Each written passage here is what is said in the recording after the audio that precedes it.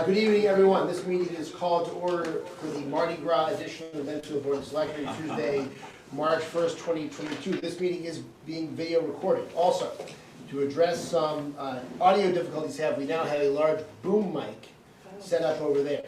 The boom mic is very sensitive, so I am been instructed to admonish those who are here in person to keep their comments under their breath. For example, ill sorrow, if you are inclined to do so, it will be picked up by the boom mic and could be disruptive to those around you. So I'm just warning you in advance that make sure you share with the whole class if you're going to say something. And I understand if you say anything offensive, you get boomed with the mic. Should I be sitting next Where to the you? name comes from. Is there a swear jar or something? And we will take a moment of appreciation at the beginning of our meeting for our troops serving around the globe in defense of our country, particularly those who've been recently deployed to Eastern Europe, some of our allies there as well.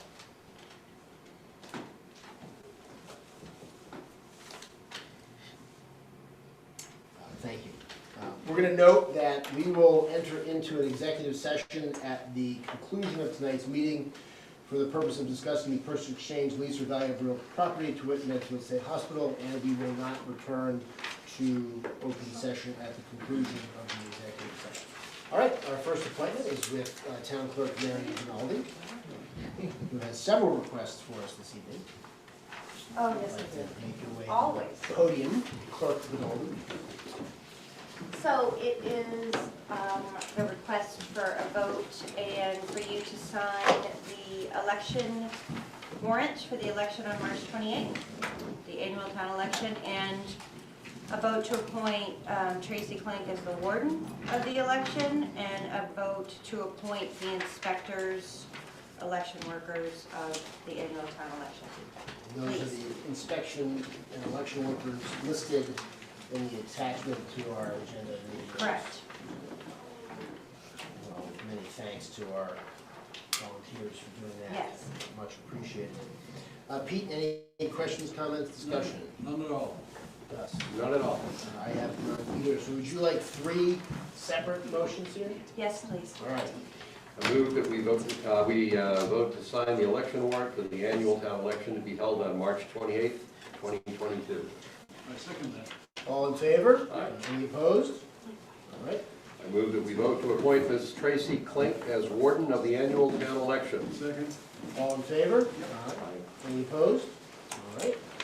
And I move that we vote to appoint the inspectors for the annual town election. Should I read the names out, I think? Yes. I don't think we need to. I No think we need can to? say as set forth. As set forth in the memo from the town clerk dated March 1st, 2022. Second. All in favor? Aye. Any opposed? Thank you. Thank you, Mary. Next, Medfield Outreach to discuss the community needs assessment survey and request the use of sandwich boards. Is this a Zoom appearance from Medfield yes. Outreach? There is Chelsea. All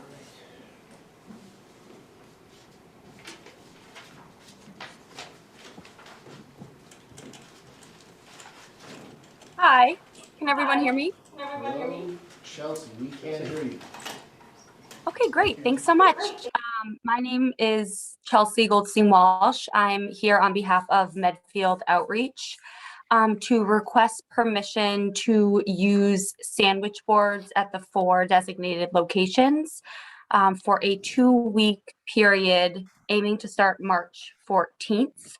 And the purpose of those sandwich boards would be to advertise or communicate our community needs assessment survey that we would like the entire Medfield community to take. And the purpose of that survey will be to inform our department and the greater community about what the needs are and to inform our future programming.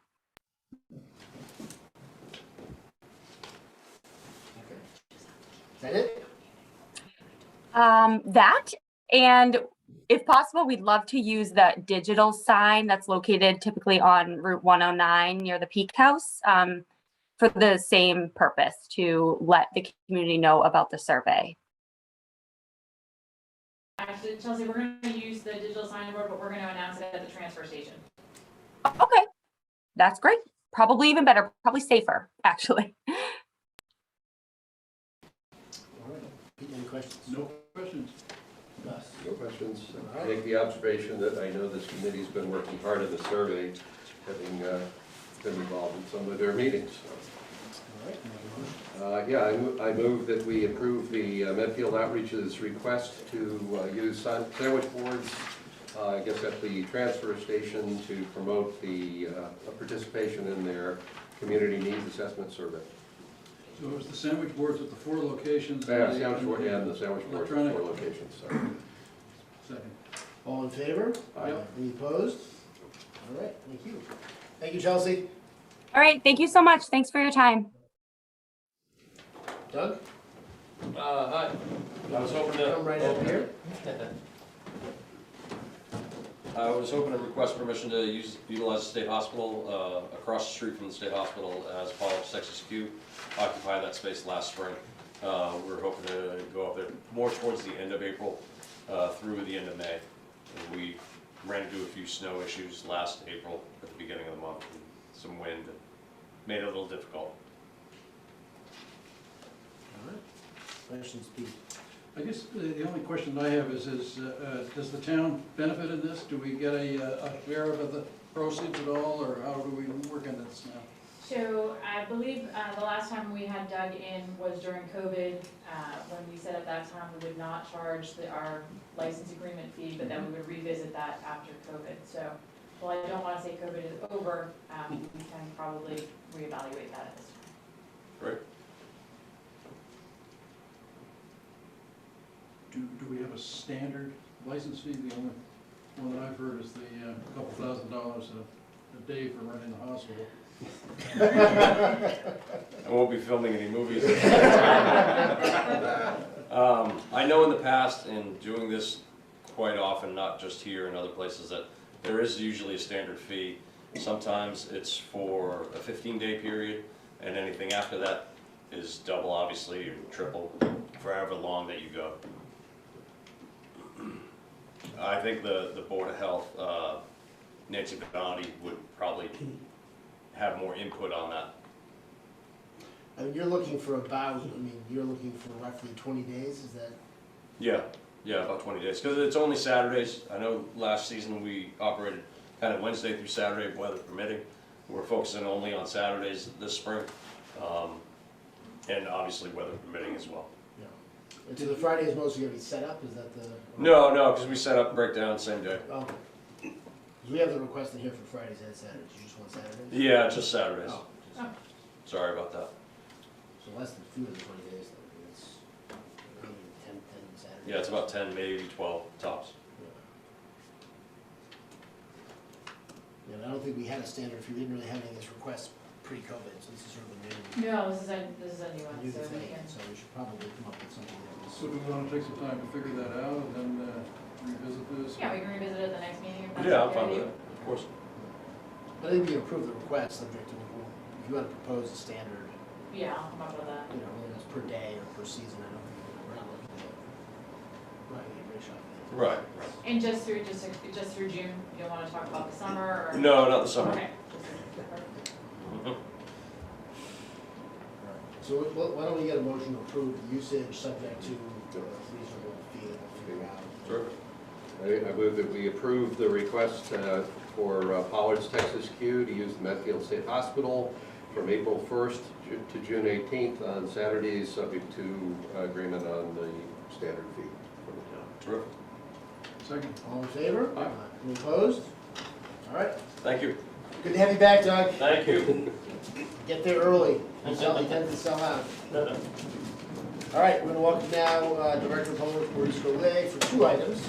For this engineering to discuss the intersections study and then also to discuss pavement projects including Route 109 and Willis. Great, good evening.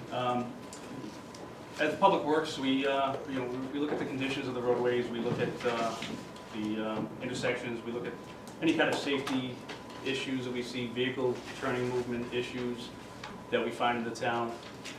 With that being said, we looked at a handful of intersections to study, to incorporate into our pavement management program.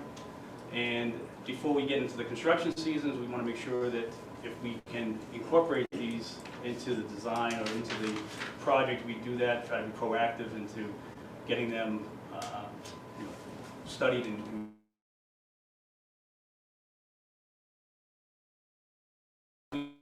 contract with Niche Engineering out of Boston, and I have Stephen Farr and Adina Albert from Niche Engineering to do a presentation to kind of show the findings of what the study shows for those 5 intersections that we looked at, as well as any kind of safety issues that came about, and then possibly give their recommendations of any kind of improvements, but kind of want your feedback on what you think about these intersections and to see if it's feasible to incorporate into our construction project. So without ado, and any kind of questions we can take after that. Steve? Thanks, Mo.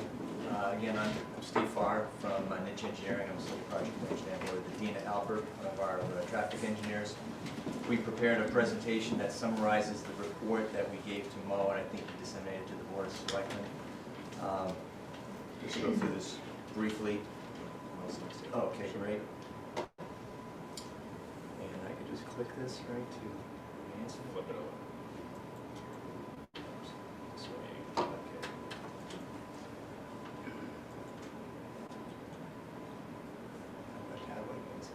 I can advance it. Yeah.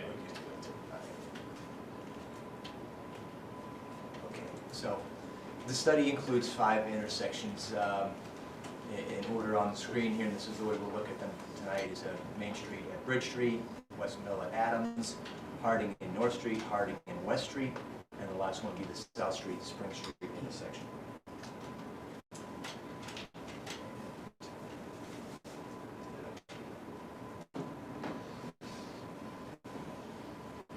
Too far.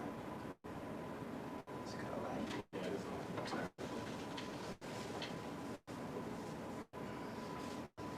Okay, so this is the intersection of Bridge Street and Main Street. You can see Main Street on the bottom end is labeled, and it's a T intersection with a little delta island in the middle there. I'll advance the slide here again, just to give you some photos. The top photo is on 109 Main Street, looking at Bridge Street, and you can see the little island there. And the main issue here, other than some signage, there's no stop sign or stop bar at Bridge Street as it approaches 109 Main Street. That's a major issue. But the Delta Island creates confusion with drivers. On each leg of that is wide enough for 2 lanes, although there's no direction or instruction to anybody on which side they should be on. There's no keep right sign, there's, again, I said no stop signs, there's no pavement markings, no double yellow center lines. So, whereas it's wide enough to be 2 lanes, someone might approach on Bridge Street and be in the middle of the lane because they think the entire lane is theirs. And then if you've got somebody from 109 making a left or right, could be some conflicts there. So that's a major issue that we think should be addressed. And we have a concept here that actually removes the island and paves it over. It tightens up the westbound approach on 109. As you can see there, we've indicated the edge of the, I don't know if I can use my mouse here, just slightly here. So this is the edge of the pavement here. And again, tightening up this corner so that the speeds taking that turn are reduced greatly. And again, just formalizing the intersection so that it's very clear that you're supposed to stay on this side of the double yellow, and as you approach on Bridge Street, you have clear indications of where to stop, and there's the stop line and stop bar that we recognize. So it's fairly straightforward, but we think that would be a great help to this intersection. Well, can we just stop? Sure. For that one for a second? I think and obviously Peter got some questions about this one, but is this a project that would be done as kind of a standalone project, or does this have to be done in conjunction with other? This would Would be, this this be a would be with the 109 Bridge lane? Street reconstruction project. That's why we're bringing these intersections forward. I'll get up to the microphone, sorry. That's why we're bringing these intersections forward, because they're gonna be integrated into our pavement management, which we have these projects kind of in the queue. And that's why we're looking to see what's feasible to do with these projects, and what, what can be affordable, what can't be affordable. And I just want to make a point where it's not all the intersections that we studied in the town that could use, may have issues. I mean, we want to continue certain ones, but these are projects that we will be doing construction projects for. This is definitely an intersection, having lived here for 25 years, that I don't yet know whether I've ever gone through it the correct way. Right, yeah. I haven't hit anybody, but I've never been able to know what I was really supposed to do. So Right. And we I witnessed that. with good intentions. Yeah. Any other questions before I move on? Do you have a sense, and I didn't see in the report, there was no price tag. Is this sort of is this a project that is This is a can be fairly, incorporated into a regular? yeah, this is a fairly inexpensive one, Yeah. only because the real cost is just removing the island. Everything else can be done with line painting and signage. When is Bridge Street scheduled? I believe in 3 years. Anything else? The next location that I'll talk about is West Mill at Adams Street. It's a little more complicated intersection because you have the railroad crossing there just south of the West Mill Adams Street intersection. The report goes into pavement markings and signage issues that I'll briefly touch upon. I won't go through all of them. The main issue here is the geometry of this intersection where, again, I'll try to put the cursor on there. The horizontal curve of West Mill Street is right at the intersection with Adams Street.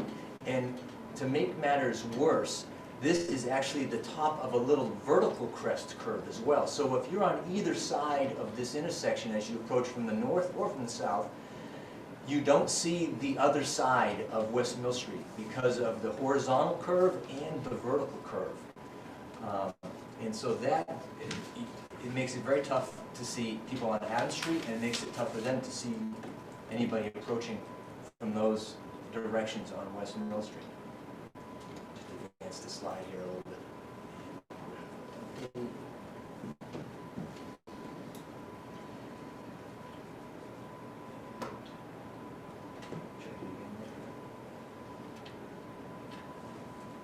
So these photos, the top photo is taken on Adams Street looking south.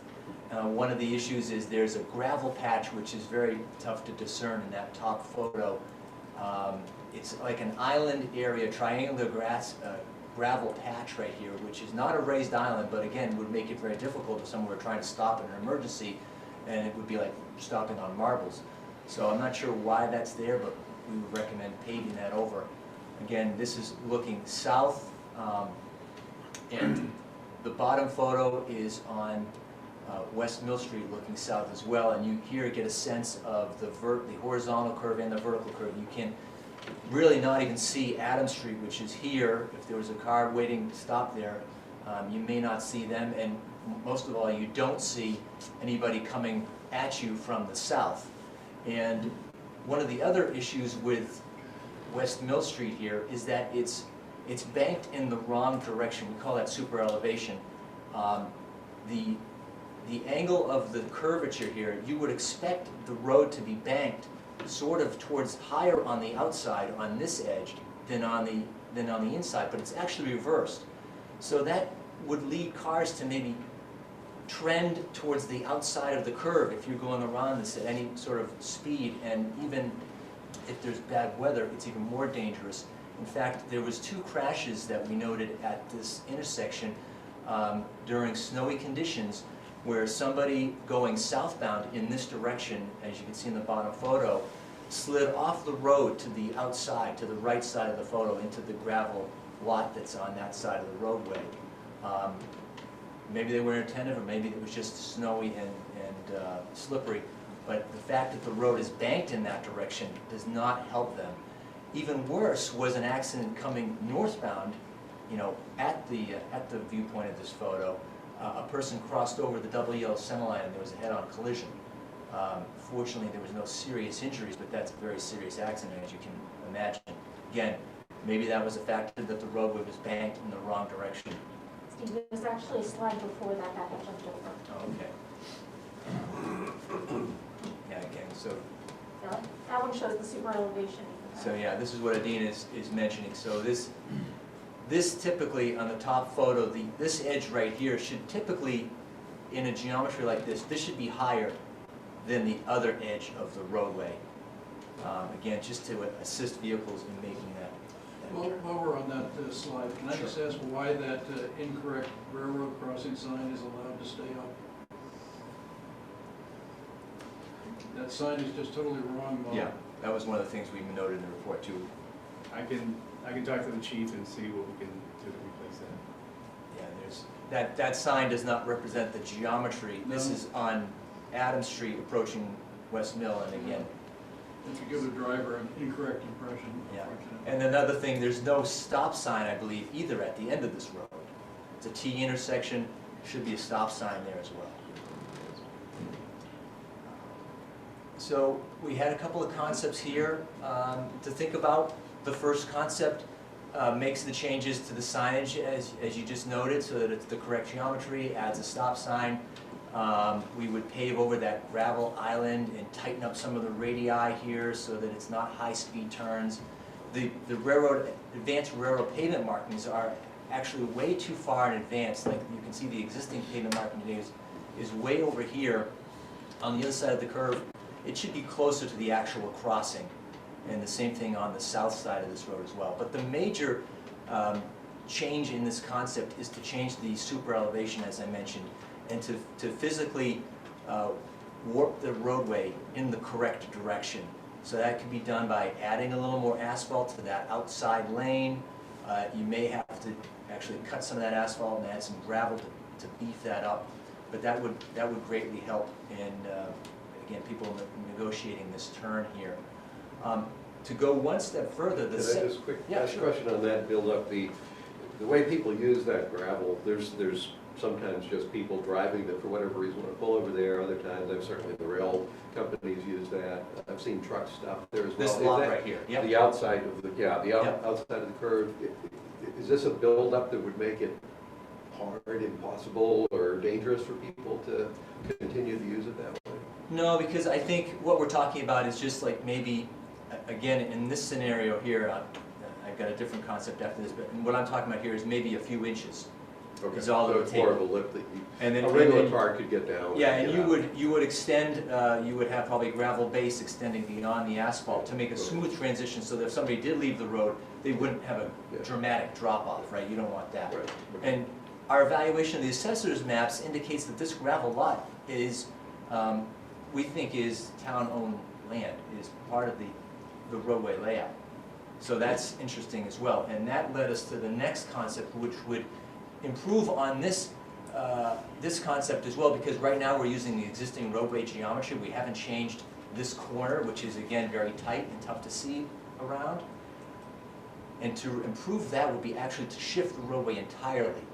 On the north side, we would recommend shifting West Mill Street about 25 feet into that wooded area and into the gravel lot. This is again a more costly alternative, but a more safer alternative, and is within the town layout, we believe.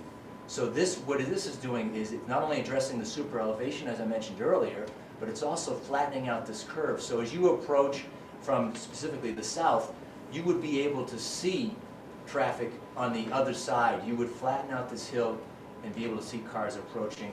And if you're stopped at Adams, you would definitely be able to see cars approaching from the south or from the north, along with all the pavement markings and signage that we recommend. Again, a more costly improvement, but maybe well worth the thought. Do you have a ballpark on that? I mean, the one thing is the crash numbers are really low. The crash numbers are low at all these locations, but again, I always like to tell people, you know, we don't want to wait till a tragedy occurs, right? One crash may be too many if it's somebody in your family or somebody, you know. No, I get it. I appreciate it. I'm just trying to get, do you have a ballpark of the cost? No, I don't have a ballpark. We weren't asked to look at the costs. We could work up something real quick. And the other issue with this alternative is it probably would affect the culvert here. We probably have to install a new culvert across this stream, which, and I haven't looked at the culvert to say whether it's in bad condition or not. It would definitely require environmental permits through the Conservation Commission, but it may be an advantage to improve that stream crossing with a new culvert from an environmental standpoint. And again, the traffic and safety issues are definitely improved. So, again, just something to consider. Is there some way to reduce the slope of Adams Street, because it's pretty steep coming down? Yeah, It depends on the utilities underneath, because we have 5 feet of cover, whether it's water, sewer. If you cut that profile down, now you have to drop that line down even further. So that's the difficulty with having to drop the What- profile. one of the things that would, instead of dropping the moat, you may be able to, and again, this scenario, raise that intersection up. So instead of worrying about utilities underneath, if you built up this intersection a little bit higher, now I'm only talking like maybe 1 or 2 feet, you're adding cover to the utilities. So you're not worried, what Mo was suggesting, if you want to cut into the road, you have to worry about your 5 foot of covered water, or if there's electric or anything else, gas in there, you're reducing the cover to those pipes. But if you build up the intersection, you're not worried about the cover, and you may be, again, helping out the sight lines and flattening out that vertical curve. That is really the main issue. So this is one of 2 spots where in the past month when I was coming home from the downtown, it had just started raining and it was getting colder, and I slipped because it was icing up. And so my car actually went into a 4-wheel skid to the left as I was heading North? north. Yep. And then I got up to Harding on the bad corner at Harding and my hospital, and I slid there too. And so then that's when I texted you and said, you might want to think about some salt, I don't know. We get them out there. They were out there very quickly. Better, need new tires. But I think the reason that you don't have more crash reports there is that because of the town-owned gravel, all the people that go off just go off. Right, and there's no reported crashes, right. I pushed a car out of the snow there once, one winter, years Yeah. ago, it just gone off the road. But, yeah, there's nothing to hit. Yep. On that point, I'm just curious, because I use this road a lot too, and especially when you're headed south, you come around the corner, you're absolutely, it's a blind corner. Yep. So you come around, and it's like, it really is a surprise. I wonder if anybody's coming, and you don't know until you're already around the corner. So the things you're suggesting are right, spot on. Do you, because of the, I don't know, I think of it as a reverse curve, that whatever is this? Super elevation? Yeah, the super elevation.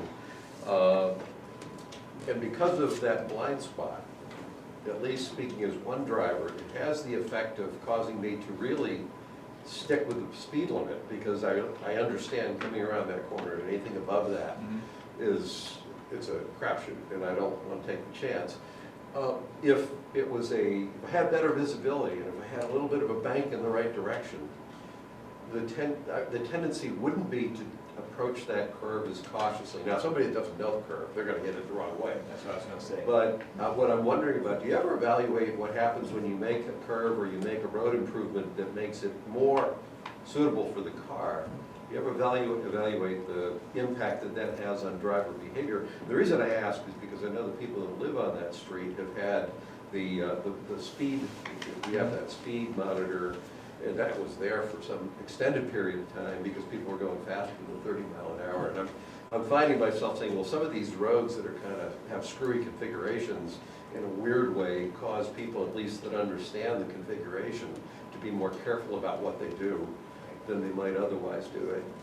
Is there any way of evaluating, do we create basically a more daring group of drivers as they know that the curve is improved?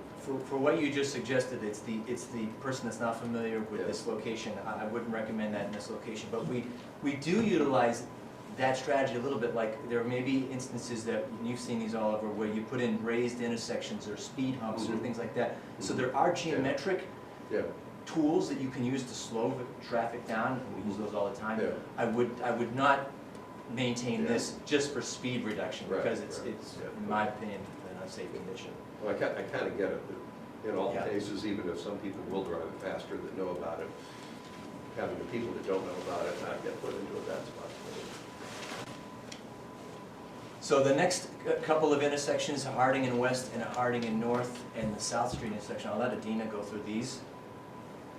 All right, thanks, Steve. Yeah, so these next two intersections, we're going to discuss them to an extent together, and that's because they are directly adjacent to each other, only about 300 feet apart. So I'll be talking about the features of the individual intersections separately, but the recommendations do tie in with each other at the two intersections.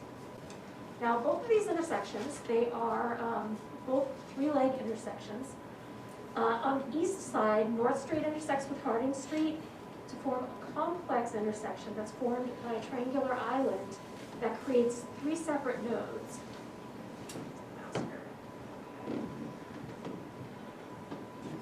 Okay, so yeah, the island creates three separate nodes, each of which is essentially its own mini intersection where conflicting traffic crosses paths. And on the west side, we have this Y intersection where West Street intersects with Harding Street. Okay, go ahead. So let's start in on the intersection to the east of Harding and North Street.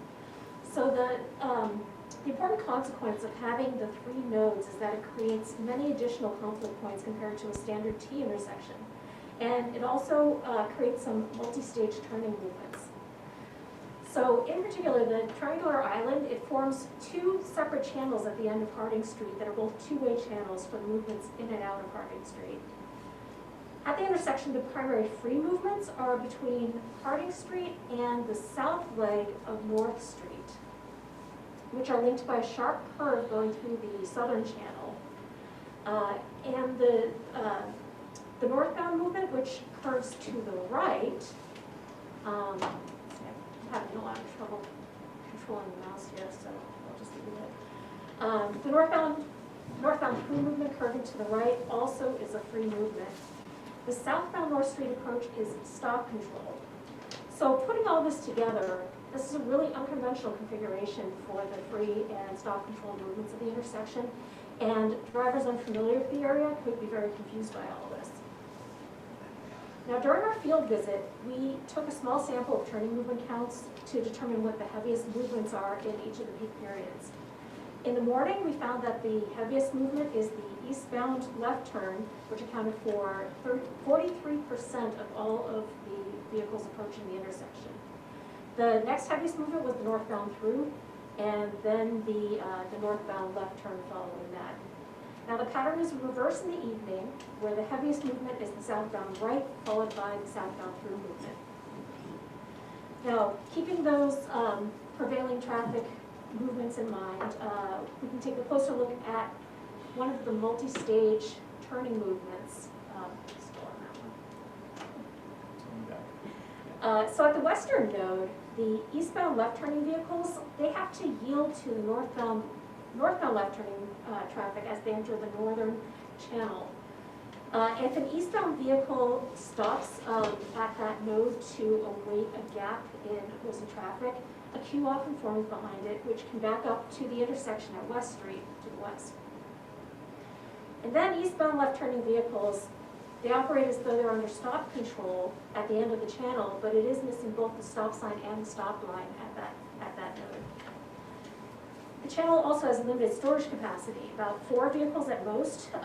It can fit in there, which is another reason why vehicles end up queuing on Harding Street eastbound. And it may block the lane for northbound left turning vehicles as well. Then for those eastbound vehicles to finally turn left, they have to cross the southbound lane of North Street, which is a free movement at that node. But if there are more than 2 or 3 vehicles queued up at the southbound stop line, like you see in the picture, the queue can block the eastbound left turn vehicles in the channel unless they happen to leave a gap in the queue. And that blockage occurs most often in the evening peak hour when that southbound traffic is the heaviest. And based on crash information, southbound drivers at the southern node may have difficulty gauging whether approaching northbound vehicles are making the through movement or turning left until the last moment, which makes it difficult for those drivers to determine if they have an appropriate gap to proceed into traffic. So let's take a closer look at the crash data at this intersection on the next slide. Just wait.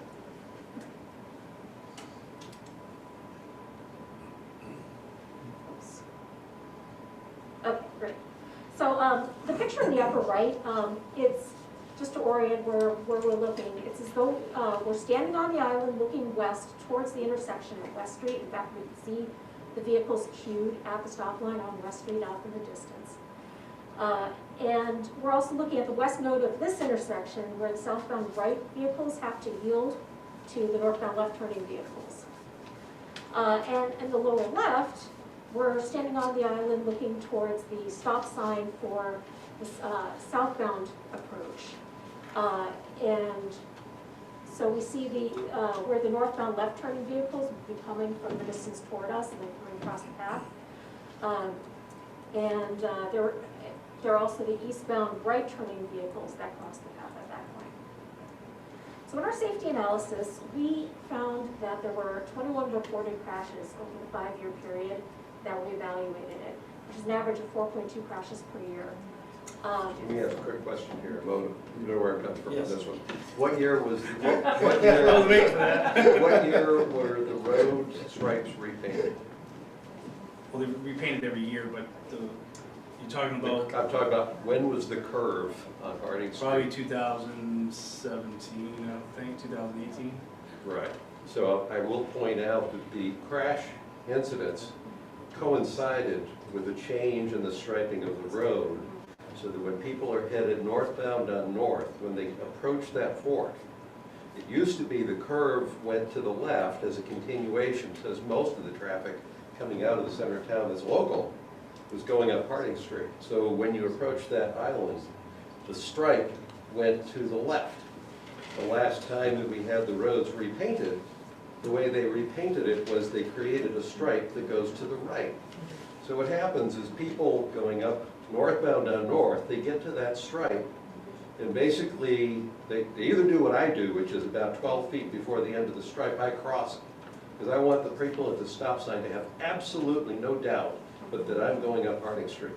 But people who pay more attention to the stripe than I have learned to, they first do a head fake toward North, because they try to stay to the right of the yellow stripe and then make a left turn onto Harding. So the people at the stop sign see someone coming, seeing them veering to the right, go, I'm good to go. And then the people, but no, I'm going on Harding Street. So I suspect that some of the statistics you're looking at are not a function of, I'm not questioning the overall 3-channel confusion, but a lot of those statistics have to do with the fact that that stripe has never been put back the way it used to be, where people could easily continue on up Harding Street. Yeah, and we actually have it broken out by year in the report, so I can actually check to see Right. whether angle crashes decreased, increased over time. They increased over time. Starting in 2017, they went up to 5 a year. That's my point. Yeah, and in And fact, Mo knew this was coming. yeah, I always so, just use my turn signal at that. No, you want the truth? I used to do that. If you put your left turn signal on to say you're staying on Harding, that allows the people at the stop sign to figure out what you're doing a split second faster, and they will pull out in front of you. I don't use my turn signal. Yeah, I don't use the turn signal because I need the extra split second of confusion to make it clear you shouldn't do that. It's a safety issue. It's the one place I use the turn signal at Harding and Hospital when I'm going right. But that one I have learned not to put my turn signal on, because people pull out in front of me all the time when I tell them what I'm planning to do. Keep on the toes. Keep on coming. It's always good driving advice. Haven't been in a crash there yet. so yeah, unsurprisingly, the greatest number of crashes there are these angle crashes, where specifically 8 of the 17 angle crashes were between the southbound through vehicles and northbound left-turning vehicles. The biggest danger is that people blowing through the stop sign, because the road looks like there should not be a stop sign. there, yeah. And so that you see people blow through that stop sign on a regular basis, unfortunately. Go ahead. Okay, so jumping over to the other intersection of Harding Street at West Street. Harding Street curves through the intersection and forms the east leg and the northwest leg. The free movements of the intersection are between the 2 legs of Harding Street, and West Street has a stop-controlled approach. As far as the prevailing traffic, in the morning peak period, 72% of all vehicles approaching the intersection are eastbound vehicles on West Street continuing on what is essentially a through movement through the intersection to eastbound Harding Street. And the Harding Street southeastbound approach accounts for just 13% of all the approaching traffic in the morning. In the evening, it's the reverse pattern, where 51% of all traffic approaching is making the westbound left from Harding Street onto West Street. And the Harding Street southeastbound approach is 23% of all the traffic. Now we have to record 0 vehicles making the sharp turns between West Street and the northwest leg of Harding Street in either direction. But our sample period was very short, and that doesn't mean that no vehicles ever do that. We just didn't capture it in our data. So based on our observations, the heaviest traffic movements in both peak hours are the ones subject to the stop control and yield control, that is for the westbound left onto West Street, where westbound Harding Street vehicles have to yield to eastbound Harding Street vehicles crossing their paths. So let me make another comment. And I should say, I live on Harding Street, so I have an interest in this as well, which just so I you know, informed where you all live.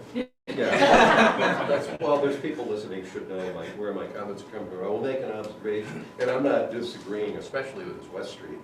It's a very awkward intersection, so I'm actually not totally fighting the concept, but I will make an observation that those statistics are reflecting commuter traffic through Medfield along North Street.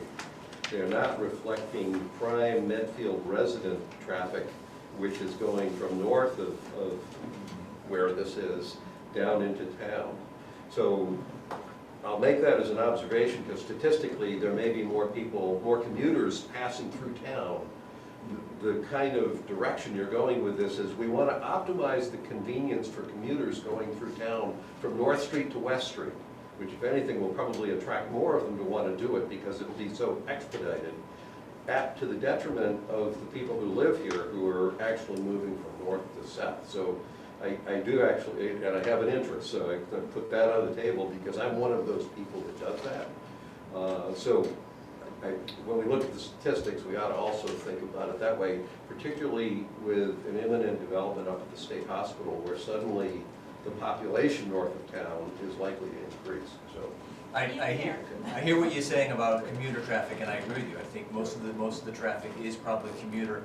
But I would say, you know, the recommendations that we're going to show you and what we're sort of telling you tonight is that, you know, none of this is to improve the access or the access for commuters or the speed at which people navigate through the intersections. We're really looking at, if anything, I'm promoting slowing traffic down because slower traffic is safer traffic. I want people to have, you know, understand where I have to stop, where people are coming from. You know, the previous intersection, we were talking about all those nodes, and every node is a place where somebody can get into a crash. And so to the extent that you can take that three-legged triangular item, you know, intersection, and remove all of those conflicts and reduce them, you make it safer. Yeah. So, and it may slow traffic down, those commuters, as we'll see in a minute, but again, we're not looking to make it easier for commuters for sure. Okay, as you see, the angle between the northwest leg of Harding Street and West Street is very sharp. And that causes the drivers on the West Street approach to crane their necks far to the left to be able to see the oncoming vehicles. A lot of those vehicles even creep beyond the stop line due to the insufficient sight distance there. And that really does increase the potential for rear end crashes. If the front vehicle creeps out and the following vehicle thinks that vehicle is departing the intersection, they'll start craning their neck and they're not looking and end up with a rear end crash there. There's also a horizontal curve that's upstream from here to the left of the picture on West Street. So vehicles approaching on West Street are coming around this curve to the right and might not be able to see if there are vehicles queued at that stoplight, as there often are. Those vehicles might end up being right in front of them with no warning and very little sight distance around that corner. There's also some very steep grades here. The West Street approach has a steep downgrade, and so vehicles might have difficulty stopping on that stage. But conversely, on Harding Street, there's a steep upgrade. Let's go to the next slide there, because there's a picture that you can see the difference in the grades between those two legs. In the upper right picture, we are looking west. On the left is the West Street approach. And yeah, there's a huge grade difference between those two roadways. And you can even see the vehicle at the stop line right there has angled, the vehicle is angled a little bit to the left. Drivers tended to do that a lot in our observations to assist them in seeing around that corner. So at this intersection, there were 7 crashes, just 1 injury crash in the 5-year period. 4 of them were rear-end crashes, and all 4 of them were on that West Street approach between the 2 eastbound vehicles. Next slide. So I think of both of these intersections as sort of the cow paths that became paved. I have the same prejudice that Gus does, because I live up Harding, and you're adding a stop sign to me getting to town. When I had thought about redoing this, because this has always been an intersection that's been needing to be redone, but I assumed that Harding would have the priority right of way, and that West Street would end up with a stop sign, and that it would be curved down, coming out, and curved to the left and made a stop sign at Harding. Was that examined at all? That could be done. It's a little more tricky because of the difference in grades, as Adina was saying. You know, Harding Street is much lower than West Street, because West Street's coming down from high. So, and I'm not sure of who owns that property. So if you did that, you may have to take somebody's property there to make that, to tee off West Street onto Harding Street. A lot of asphalt there. Yeah. It's So probably it's right a little, of way. it's a little tricky. But again, you know, we're sort of, as traffic engineers, we look at where the majority of the traffic is. And, you know, we wanna make the traffic move in that direction, not to increase the speeds and make it efficient for them, but that's really where most people are traveling. That's, like you said, it started out as cow paths, and now this is the reality, so. So I just mentioned that Ken Feeney, years ago, offered to redo the intersection at Harding and North and turn it into a T intersection, like they're proposing, more or less like what you're proposing. And this selectman got voted down 2-1 by my colleagues to not do that at that time, so.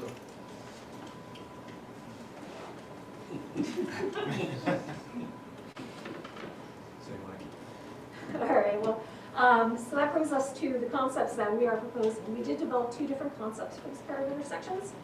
And the first concept converts, as you said, the intersection at North Street into a more conventional T intersection.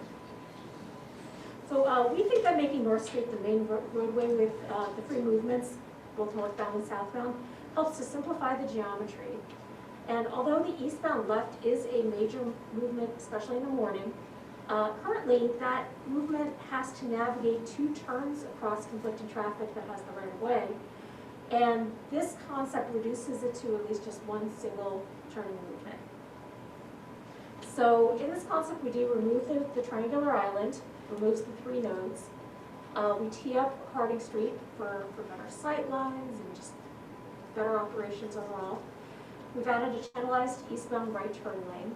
And like I mentioned, we've changed the traffic control, so North Street has the free movements, both north and south. And Harding Street eastbound left has stop control, eastbound right has yield control. Okay, next. So under the same concept, now at West Street, we're proposing to change the traffic control so that eastbound West Street and westbound Harding Street have the free movements. And then the southeastbound Harding Street approach would be stop control. So there are a bunch of signing and pavement marking improvements that would go along with this, including tightening up the corner between the 2 legs of Harding Street. That would help reduce the speed of vehicles making that turn. Let's see, so that then the angle of the approach on West Street also, we would change the angle so that the center line, so that it's basically just a straight through.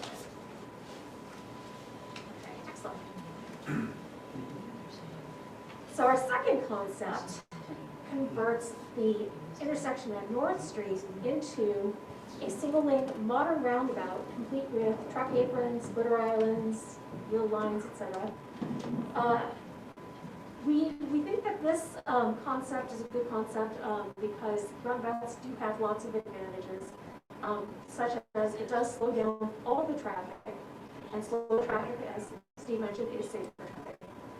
It also allows for all traffic to keep on moving, so there's less queuing involved. And there are just, in general, fewer conflict points at a roundabout than any other kind of intersection. So now we do recommend that if the town were interested in going forward with a roundabout at this location, that new traffic counts be taken here. The counts that we took were very informal. You would need formal traffic counts and to do an actual operational analysis to confirm that the operations work for the roundabout. Next slide.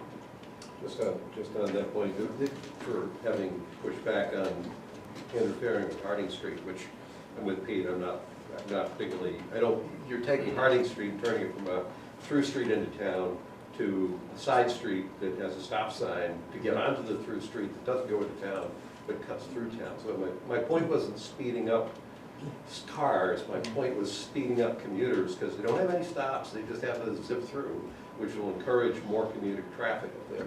However, from my reaction to the roundabout, I thought that was an interesting thing. It would, I would think, tend to slow cars at that intersection, which most of the time you kind of slow it. With a confusing intersection, most cars kind of slow down and try to figure it out. But the one consideration I have, without having done those traffic counts, is that there are times in the morning and there are times at night when there's relatively heavy traffic through there because of commuting, and there's other times when there's nothing at all. So from my perspective, the nice thing about a roundabout is it never binds you to some form of, traffic signaling that stops you even when you don't need to be. If there's no traffic, it's easy to get around it. When there is a lot of traffic, everybody gets around it and you figure it out, and the flow responds to where it's coming in from. So as a concept, that to me didn't sound like it was necessarily a bad answer for the North Street, Harding Street fork, if you will. Yeah, we didn't do any formal traffic signal warrant analysis for that intersection, but our gut feeling is that it would probably meet traffic signal warrants, and in the future, the town may want to consider a signalized intersection there. But again, that's another advantage of the roundabout in that location. You don't have the maintenance costs of a traffic signal. The upfront installation cost of the signal is going to be huge compared to just a roundabout, which is just pavement. And again, ongoing electricity costs, and again, a roundabout is always working. If there's a power outage or something like that, you don't have an uncontrolled signalized intersection. You have the roundabout still there. So a lot of advantages around about, and that leads me into this segue. A lot of people are confused when I say roundabout. They think about the old style rotaries that we have here in Massachusetts, like the Sagamore Bridge. These huge, high speed, very dangerous, hard to negotiate, and they're not like that at all. And so this is a location in albeit it's a much more urban setting in Jamaica Plain in Boston. This is Hyde Square, and this is a quick little video to show you, and it's a little laggy, I apologize. But again, it's just showing you how the traffic operates, and again, it's a little jittery, but there's a lot of traffic going through here. It's all moving, it's operating very slowly. The speeds here are probably 15 or 20 miles an hour, which is really what you'd like to see at a roundabout. Right? It's so slow that, as you're going to see in a minute, bicyclists feel comfortable riding right through the roundabout in traffic, which is one of the options that they have. It's great for pedestrians to walk across here, and again, it eliminates the conflict points. If you're approaching this roundabout, all you have to worry about is looking to your left to the traffic approaching that's in the roundabout. You don't have to worry about somebody coming from the right or straight ahead or any of that. You just have to make sure, again, that if somebody's crossing at a crosswalk, first you look at the crosswalk, then you look at the traffic, and you're into the roundabout now. And again, traffic, the whole idea is the traffic is continually moving under a yield condition. And Steve did not stage that bicyclist and the pedestrian at the same time. So. Right, and Franklin has a couple of these Yeah. that I suspect most people are familiar with, that are No fault. even less complex than that. No fault. All right, Are the costs of the roundabout and the T intersection pretty similar? The roundabout would probably be a little bit more, because again, the T intersection without a signal is probably easier for most guys to actually do on their own, right? Just eliminating that island, paving it, use the pavement striping and stuff like that. The roundabout is a lot more geometry, a lot more pavement to install, so it's probably a little more costly. Thank you. All right, so jump to the 5th intersection, which is at South Street and Spring Street. We looked at this intersection to consider possible signalization. Now, the intersection currently is unsignalized, and it's adjacent to an intersection that's just 500 feet to the south. That's the intersection of South Street and High Street, which is Route 27 as well. There currently are some queuing issues with the two intersections being so close together, where southbound vehicles going through our study intersection could end up in the queue for the signalized intersection at South High Streets, backing up through the unsignalized intersection. Now, we did have formal turning movement counts taken back in November of 2020, 11 hours from 7 a.m. to 6 p.m., which covered both periods of the day. And we used that data to evaluate the traffic signal warrants. Now, traffic signal warrants are a set of 9 warrants set by federal guidelines in the Manual on Uniform Traffic Control Devices, or MUTCD, perhaps you've heard of that. And the 2 relevant warrants for this intersection are the $8 vehicular volume warrant and the $4 vehicular volume warrant. So those are the 2 that we evaluated. Now, I'll mention that the traffic counts that we took, yes, they were during the pandemic, and we do not expect that the counts that we take during the pandemic are representative of what we might expect in the future, especially as early in the pandemic as that was. We did make some adjustments to the counts based on a comparison of data from an automated traffic recorder count station to the north of here, along Spring Street, from data that was taken pre-pandemic in 2019 compared to data that we took the same day we took the data at this intersection during the pandemic. And by making that comparison, we were able to adjust the volumes that we counted at this intersection as though to approximate the hourly traffic volumes that we would expect at this intersection without the pandemic. And so we evaluated these 2 warrants and found that the intersection meets both of these signal warrants. Now, we did also evaluate to see if it would meet the warrants without any adjustment for the pandemic, just the count that we took that day, and it meets the warrants even then. And so, as traffic is expected to grow in the future, if an intersection meets signal warrants under present-day conditions, it will most certainly meet those warrants under projected future conditions. It's more difficult to meet the warrants with the lower present-day volumes, so using these volumes presents the more conservative analysis. So we are confident that a signal is warranted here. Well, it met them in 2016 too. You look at the 2016, you did the same study in 2016, I it's the same thing. Yeah.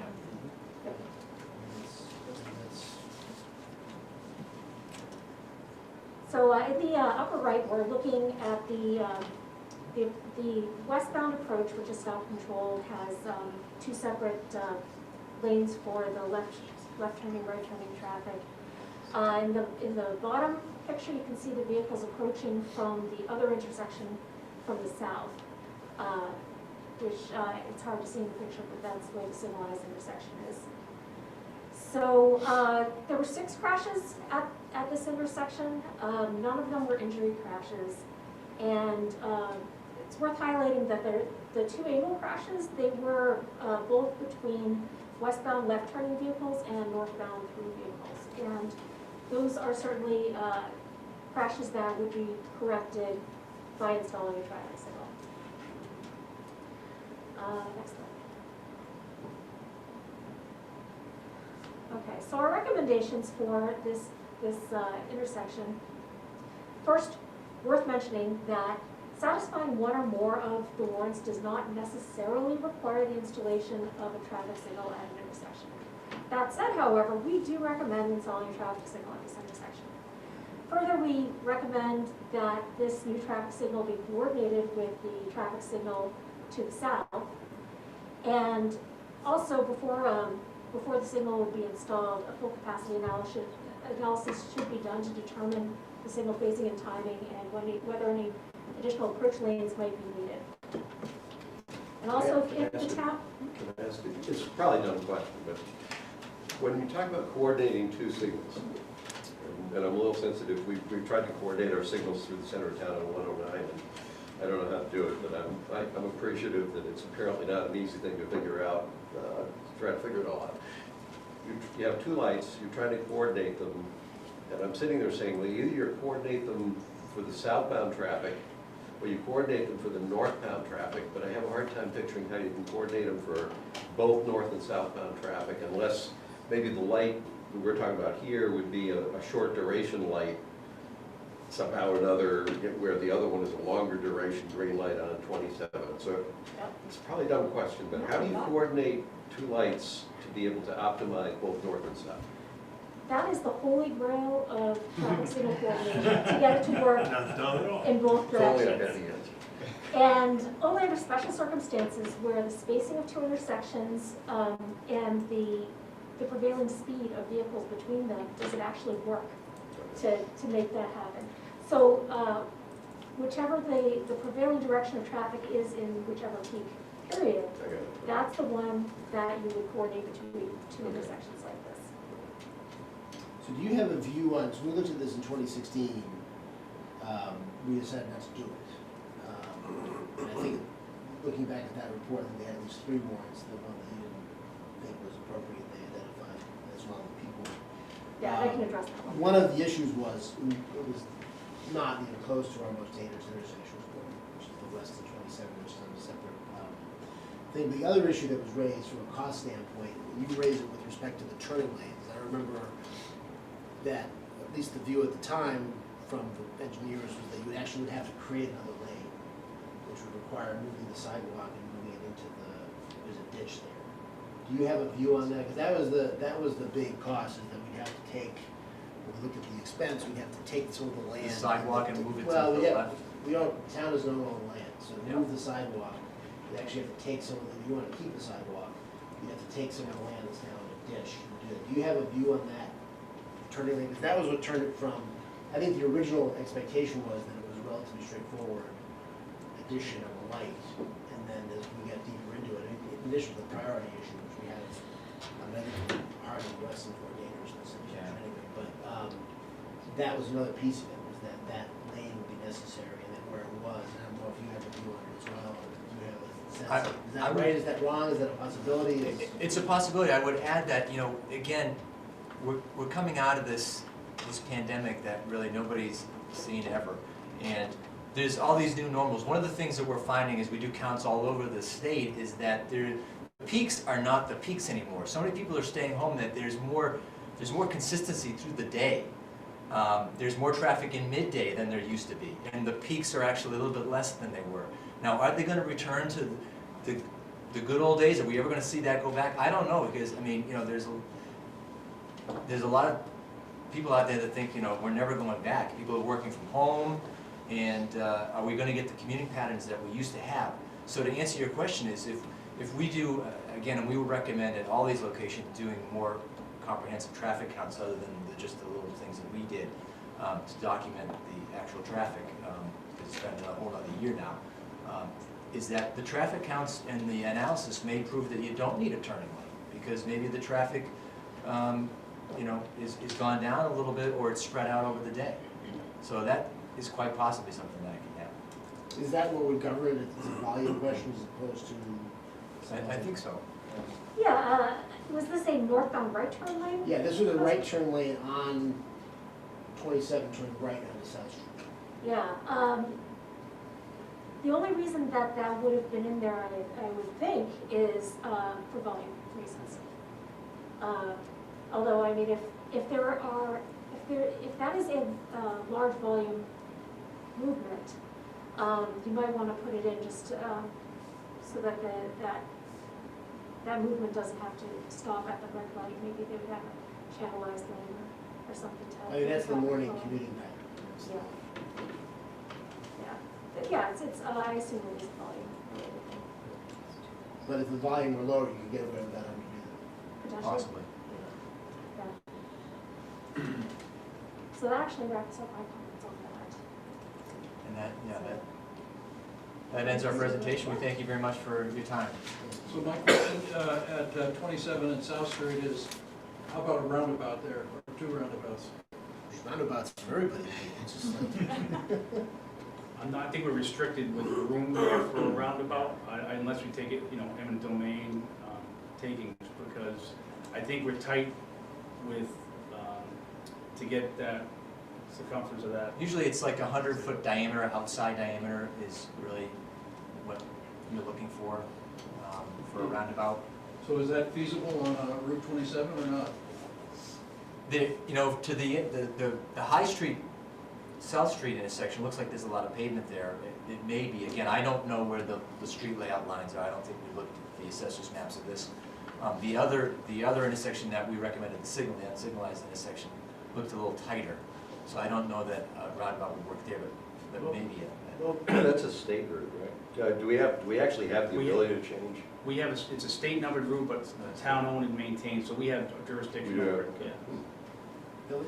Yeah, so I have 2 comments, not to this intersection, but to the one on northwest Harding. You need to use a microphone. Yeah, No, we're using the boom is good. We're using the boom now. The boom picks up everything. Just come over here and shout into the boom. Stand right here, can you hear me? Perfect. So, Heli Passas, 24 Marlin Road, and I have a comment to the Harding North Street, West Street intersection. So I have to echo what you have said about the concern of putting a stop sign on Harding southbound. If you try to go there in the morning and, West Street wouldn't have a stop sign, it would be impossible really to enter that traffic at all from there. And I can tell you that if I were to go to town in the morning, I would cut through School Street or Hickory or, Blacksmith and just go north. And, that puts a lot of pressure on those residential streets then, where people really wouldn't go down Harding anymore. The second question I have about, so when you go up north, there's a really beautiful sidewalk offset from the street. And if you want to somehow bike or walk from there to Hospital Hill, right now it's really awkward to go across that island and then walk on the side of Harding. What would be your suggestion of having a zebra crossing on that roundabout, and where do you go from there up Harding? Well, I think it's difficult because there's no sidewalk, unless I'm mistaken, on Harding and West. So the question is, like, once you get across the intersection, then where do you do? Well, people do walk there all the time, both ways on Harding. So, but how do you get across that roundabout stop sign area safely? It already is awkward, very dangerous, you know. And if you put in all that money to make this a better place, I think you should think about the kids that cycle to school, the people who walk there, and joggers all times of day. There are people, and especially we know that there's a lot of bikers from outside the town that use that route, and it's very frequently used by non-motorized vehicles. You could have a sidewalk that would go down White and School and come out further up on Harding near West Mill. Right, but my concern is, that roundabout, that coming up north on that beautiful sidewalk, all of a sudden you're standing in a traffic that has no space for pedestrians. Right. But that beautiful sidewalk takes you up to Winter Street. Right. And so you just need another half block to get to School Oh, I see what you're saying. and White. And then you can get over to Harding with pretty safely. Yeah, you could, just to answer your question, roundabouts do not preclude bicyclists or pedestrians. They're actually better for bicyclists and pedestrians. Like the video I showed you, there's plenty of people crossing there because the traffic is slower. And again, as traffic approaches a roundabout, the crosswalk is the first thing they see. So the pedestrians are the first thing as a driver I'm worried about. I see somebody at a crosswalk, you know, that's what I'm focused on. I'm not focused on cars yet because I gotta get across the crosswalk. That's the first thing. Once I get across that, I get into the roundabout. Yeah, But again, I'm still going very slow, which is why the bicyclists are, they could ride in the roundabout and circumnavigate that way, or they can get off their bike and walk across like the pedestrian. Yeah, I just wanted to make sure there are actual pedestrian crossings on whatever you Yeah, install. we would certainly Billy, include that. the video that you showed of the roundabout, the crosswalks wouldn't be to get onto the roundabout. The crosswalks would be crosswalks Prior on the to. 3 feeder lines, which is like when I walk when I walk down north toward the center of town, when I get to the north intersection, I wind up walking all the way around the corner to where I can both see if anybody's making that left turn on the southbound up Harding, but also see if anybody's coming. And I don't ever get on the island. I actually, Right. I take it back. I have occasionally gone to the island, then I can go out there, but I'm just as likely to just try to cross north to avoid the island if you know, there's no traffic on it. Scope for improvement. Yeah. Thank you. Thank you. Thanks, Ellen. Anything else? No, pavement? Yep, I mean, Can I ask just one question that I think Peter said, or maybe Mike, you asked on the very first thing, when would that first project go in? You said 3 years. The Is other there projects- timing on the other 4? the other projects are within 2 years to 3 years. That's what those So projects. all of these would be things we Correct. would be doing within 2 or 3 years? The issue, the South Street one, we were looking to do this coming year. So, but if we did a signalization down at South Street in 27, that would have to be a separate project from this, only because that would have to be, we'd have to find funding for it. It would be above $1 million probably to signalize that intersection with pedestrian crossings and everything else. I mean, the prioritization is another question, right? I think Right. in some sense, we have the same issue we had with that intersection in 2016, is that it's not, it just, to me, it's not a priority, right? As compared to the other stuff, it just seems like, you know, from a safety standpoint, and, you know, I think there were some quirky numbers in the 2016 traffic study that probably were outliers, the way they calculated some of it, but, you know, I think that from a capital planning standpoint, it seemed to me, if we're going the roundabout route, that's gonna have to be something that we're gonna have to plan for and look in and figure out the financing. It sounds like the T intersection, that may be able to be done within our current, what we currently project for capital. I think Bridge Street we can incorporate fairly quickly into our Bridge Street reconstruction project. I think West Mill Street, depending on which route, you know, we decide to take, the first option was a quicker and, easier solution that we could incorporate in. If we did the second one, it would have to be a separate funding function for that. And then the South Street and depending on what we would do on the the West Street and Harding Street area. Yeah, so I think just from looking ahead, the biggest change would be with respect to the two, the Harding and West, right? So I think if you're gonna go down that route, you've gotta get, I think, more input from the people who live around there in the first instance, people generally. But secondly, it's gonna be a project we have to plan for financial. And I think if you go to the T intersection, that can be fit with our existing capital structures, and it's gonna be a roundabout, we're gonna have to plan that in, you know, from a longer term capital. If we're gonna $1 million to signalize 27 and South Street, then that's another thing that's not, there's not money currently existing in our capital plan doing it yet. So if we're gonna do something that significant, I was a skeptic of that in 2016, I remain a skeptic of the signal. I had discussions with Richard about this at the time, you know, in terms of the list of things to do, I would do a lot of stuff before I did that. But I think from a finance standpoint, we'll have to make a decision about what we're going to do the Harding and West, because that's a bigger project. And that's akin to what I assume we talked about paving with North Street. It's a similar thing. It's probably something to block for. I think just realistically, it's not something we're just going to find money in the existing structures, but it sounds like Bridge Street and the T option might be within the realm of our current capital plan. For what it's shooting from the hip, for me and may have different views, Peter. Like, on the West Mill, my totally unqualified, just off the top of my head reaction to what you just presented is I would probably go with the cheaper option, not because the other option's not better, but because it doesn't seem like there's accident experience to suggest it's a really dangerous intersection.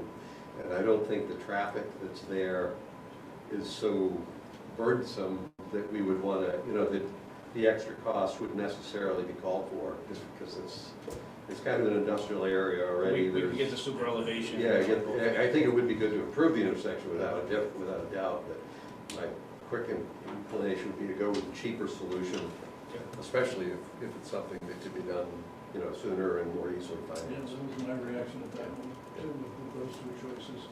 I mean, from your standpoint, Mo, how would you prioritize it, one of the ones we saw here? How would I prioritize These these? five, The like, five, well, because of the projects that we have in the queue. So the first one that's be coming up would be the West Mill Street one.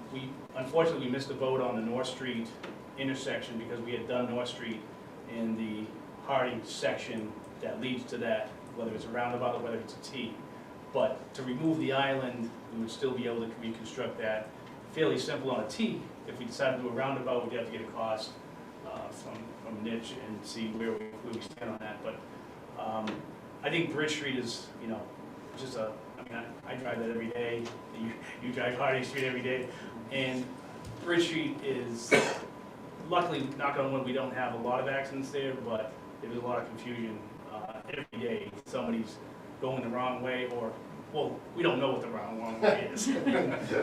So Mo, when you're going eastbound on 109 and you're turning onto Bridge Street, do you use I go the before first? I go before the island Use the instead first of, before the instead of island. going all the way around and coming around. Yeah, that's cheating, but I mean. Well, that's what I've been doing, but I never know whether it's the right thing. I'm not feeling. All the thing that I worry about is people coming from Bridge Street onto 109. If they're taking a left-hand turn, are they going on the right side of the island? Right. That's the issue. I have one more question about this, Mo. I see that the report's dated about a year ago. Yes. How come we are only getting it now? Well, to tell you the truth, there was a lot of action going on with a lot of different projects, and it wasn't a priority at the time for us. We had a lot of time for our projects to incorporate into our pavement management, and that's what it was geared towards.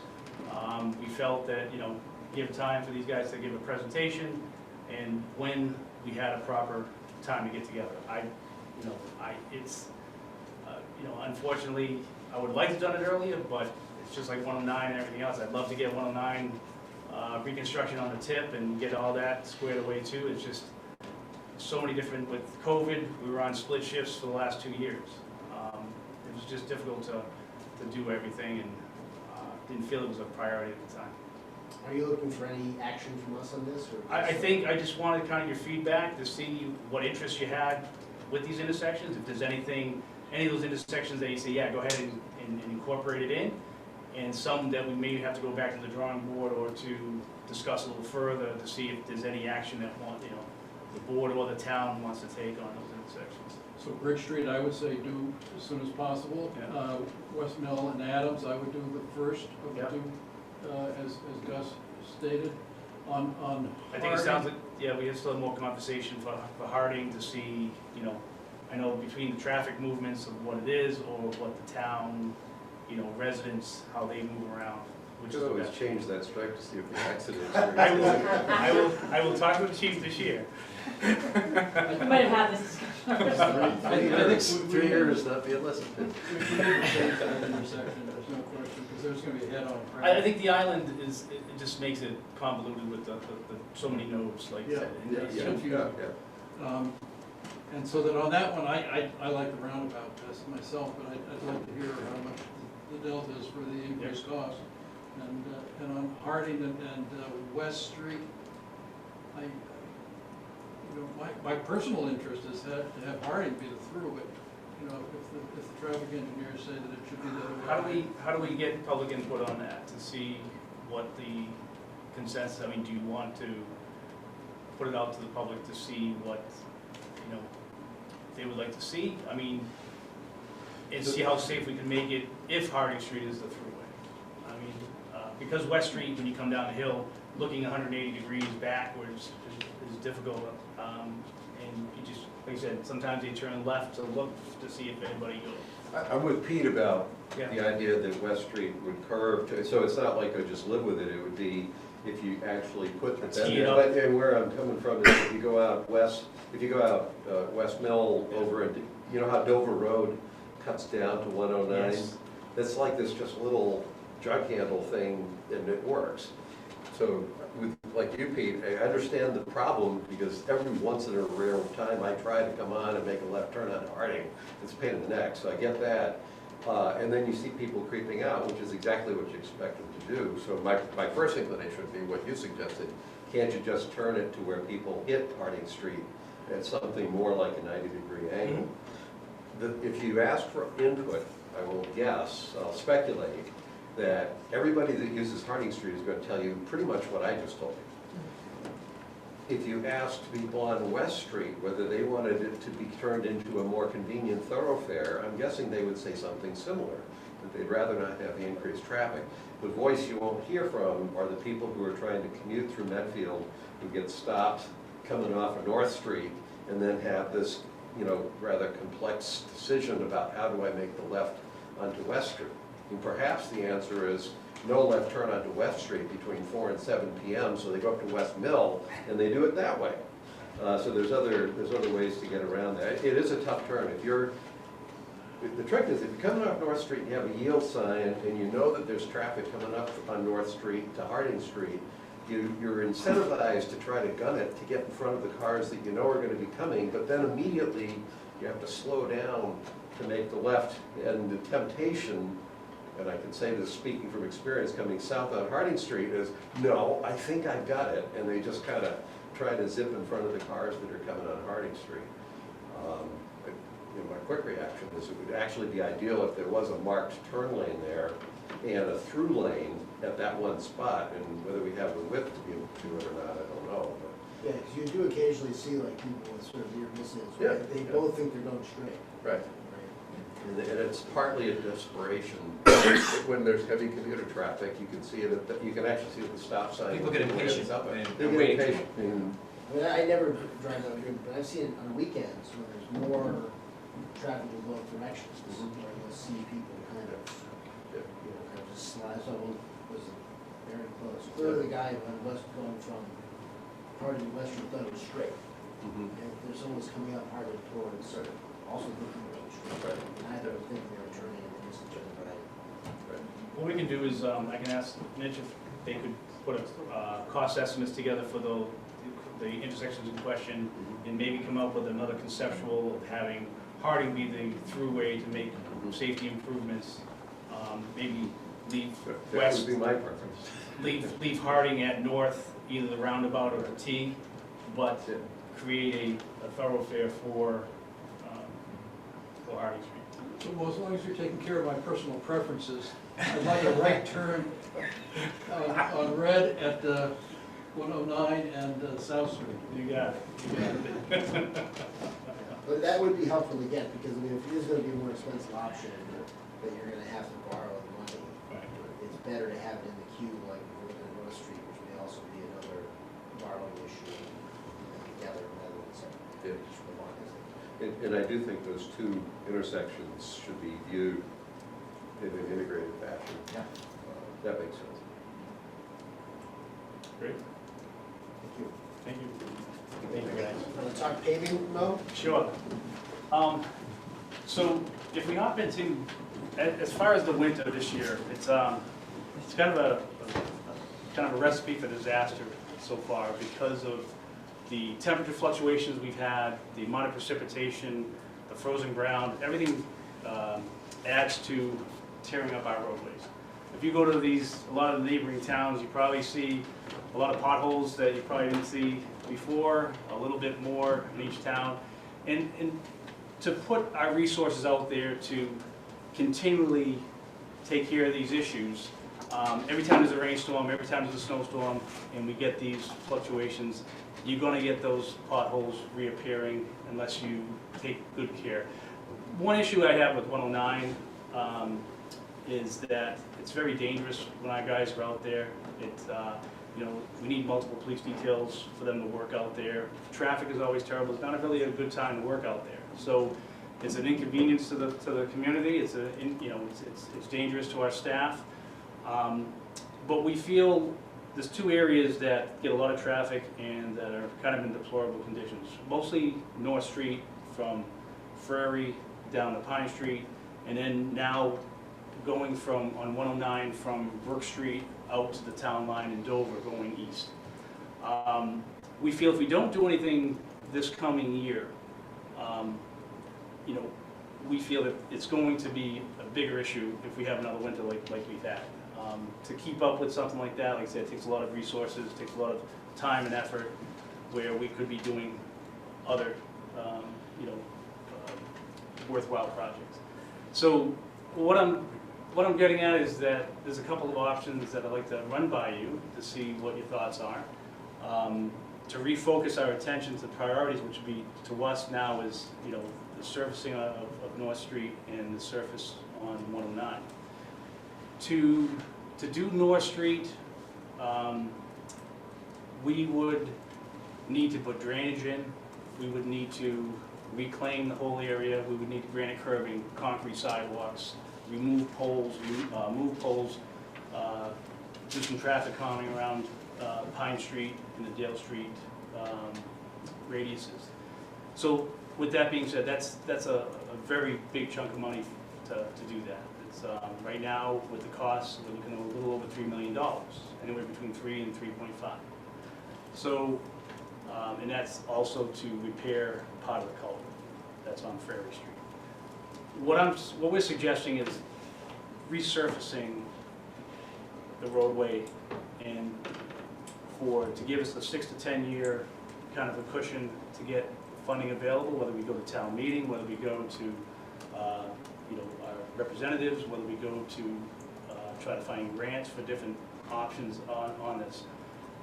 We can't handle it just with Chapter 90 and capital. It's just too big of a chunk. But we're looking to grind the road down about 1.5 inches, resurface it. It should give us at least a 6 to 10 year window to do that. That's one option. Another option is to, bring it to town meeting to see if we can get the full amount. But we've hit the residents for a lot in the last so many years, and it's difficult to say, hey, we need $3 million for a short piece of roadway. So what's the approximate cost of doing that? It's about a $90,000 cost. $90,000 Resurface. to resurface. Like I said, it'll buy it 6 to 10 years. It could be longer, but again, we want to make sure we get the drainage in. We want to make sure we get granite curbing and the sidewalks. There's a lot of some utility poles that we'd like to move that would help widen out radiuses to make better traffic vehicle movements, especially at Green Street. If you come on Green Street onto North and take a right, there's a pole right there at the corner that forces people to go into the other lane when they turn right. That shouldn't be like that. That should be moved off the road, open that radius so that it's a nice, clean, smooth turn. So then 109, if we don't resurface it, we're going to be out there. Like I said, it's a dangerous thing. We'd be out there multiple times, and I'm afraid that if we don't do something now, we are planning on having a reconstruction project on 109 to put onto the Transportation Improvement Program with the state and federal money. It's already on there, right? It's not officially on there yet. So we're working towards that. We're going to put a community committee together to discuss features on 109, have a public informational meeting, and in the meantime, that the PNF and PIF will be submitted to the state to get a project number to get us funded, put us in a funding mechanism. And that's about a 6 to 10 year window to get funding for that. We're looking at around a $15 million project. So the town would be responsible for the design, and if it's accepted and funded, it would be probably close to about a $15 million project. It would be from the town line at Millis out to Hartford Street. If we went all the way to the town line, it would be a little more expensive, which might be difficult for the state and federal government to fund us. Anything over 15 million, that's kind of the breaking point where they say, well, that's too big of a project, let's phase it out. So that's the game plan. So, but in the meantime, we still need to consider what we do with the surface of 109. And our thought is to do the same kind of surface treatment we did from Causeway Street to the Millerstown line. If you look at that, that's not a full pavement job. That's a bonded wearing course, and it performs really well under high traffic conditions. And that's what it's a perfect option with the road being built well to get that, at least that armor coat of surface out to the Dover town line. So is there, just, you say 6 to 10 years on the tip, and I know that for a while we were trying to get North Street on the tip, I think the answer was that's never happened. It's not a popular project for the state, though. But from the 109 standpoint, you say 6 to 10 years from today, in other words, 2028 Correct. to 2033. Correct. Something I mean, there. a lot of times when a project's shovel ready, then there's other projects that they have problems with their easements or whatever they have, and they're not ready to go, they'll move us up. But again, you know, we're looking at a design project. If a $15 million project, we're looking somewhere, could be $1.8 to $2 million for our design that we would be responsible for. But the benefit is that you get $15 to $20 million worth of. Would it make sense if we were looking at that, to do the North Street design together with the 109 design, recognizing that we're going to pay for North Street ourselves? We're not going to get federal state money for North Street. The There is a design on North connection Street is between- almost done. It's been taken, we almost finalized it right now. So to put it with that design, because that has to go through the 25, 75, 100% design stages. And the design for North Street is the full-blown curve. It's full-blown, but it's the whole thing, also, not just the reserve. it's also modified right now from what it was. Before it had the replacement of the culvert at Ferry Street. I took the Right, initiative right, yeah. we went and inspected that, and we can actually get away with just doing some minor repairs and getting 20 years out of that culvert still. So, It's uncharacteristically for me, that when it comes to North Street, the one thing that I'm thinking about is the more complete redesign of North Street. What I'm thinking about is the citizen clamoring for better sidewalks, not just white stripes at grade. This is your side, this is the car side. I'm thinking about the potential impact that a redone North Street, complete with good sidewalks, could potentially have on the businesses that we have going all the way up to Pine Street. I'm thinking of how Green Street looked so much nicer after we did what we did to Green Street, and think about how much nicer the downtown and its radiating streets would look if we did this thing the right way. And as I said, uncharacteristically, I'm sitting there saying, I wonder if we ought to ask the public,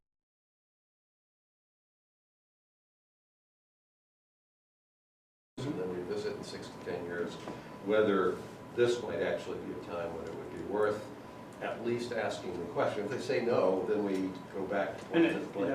that's what I'm trying to, see what's a better route to do. There's a couple of comments in the Q&A that comes up from time to time as well, about putting all the utilities underground. Yep. As part of it, which I think you want to look at that for 109. In 109, that's going to be part of the discussion with the committee as well as the public informational meeting. There is a cost to the town, and upwards of millions of dollars for that. And then I believe there's a maintenance fee to that, but that can come out in the conversations when we meet about that. That cost comes through on people's electric bills. They pay out on their electric bills. Because we have not, we've done it here and there in terms of sidewalks and improvements. We've not done it in the downtown. Right. And it would be nice if at the end of the tip process, 109, was all done together as well. The state will only pay for a certain amount of things, but you can get enhancement grants for the downtown area. I know Sarah's been working on different things, and We're looking at, want to get stamped concrete for the crosswalks, something that doesn't break up with a snow plow. Unfortunately, bricks, putting brick walkways in, having an inlay is not bad, but having a brick walkway, you see what it does over the years, it deteriorates. If you go put a plow over it, it's a constantly maintenance nightmare sometimes. So we want to, keep the character of the town, but, depending on how we do it. I think the crosswalks on Green Street came out well. Those are the stamped concrete ideas that they've improved over the years, so some of those things can be incorporated into the design as well. Personally, I think that's the kind of character project we want. Yeah. And I think it's key. Pedestrian way, bike, everything. I mean, it's what you think of the town, so it's not great. I mean, it's the sidewalk show. People who live there always point out how curves stripe on the road. Do you feel it's feasible to put it on this year's town meeting I warrant? don't think this year. So that would push us into 2023. Yeah, I think, well, I mean, if you did it this year, because you'd have to then fund it afterwards, you have to fund it right afterwards. And I guess you could always put it on there for that. Would you be looking to put the design money for 109 in there as well, or just North The Street? design money for North Street is already taken care of. No, I mean, the design for 109, the 1.8 Oh. million or so. The design for 109, would be another year off before we can really get that design up and running. I mean, I'm not averse to it, I think it's a project that's worth doing. The only reason I probably haven't gone through well enough, but the only reason that I was thinking this was the year to do it is if we're not pushing to do it, if we're putting it on the docket, and the real issue is we want to ask the public, do you want to do this?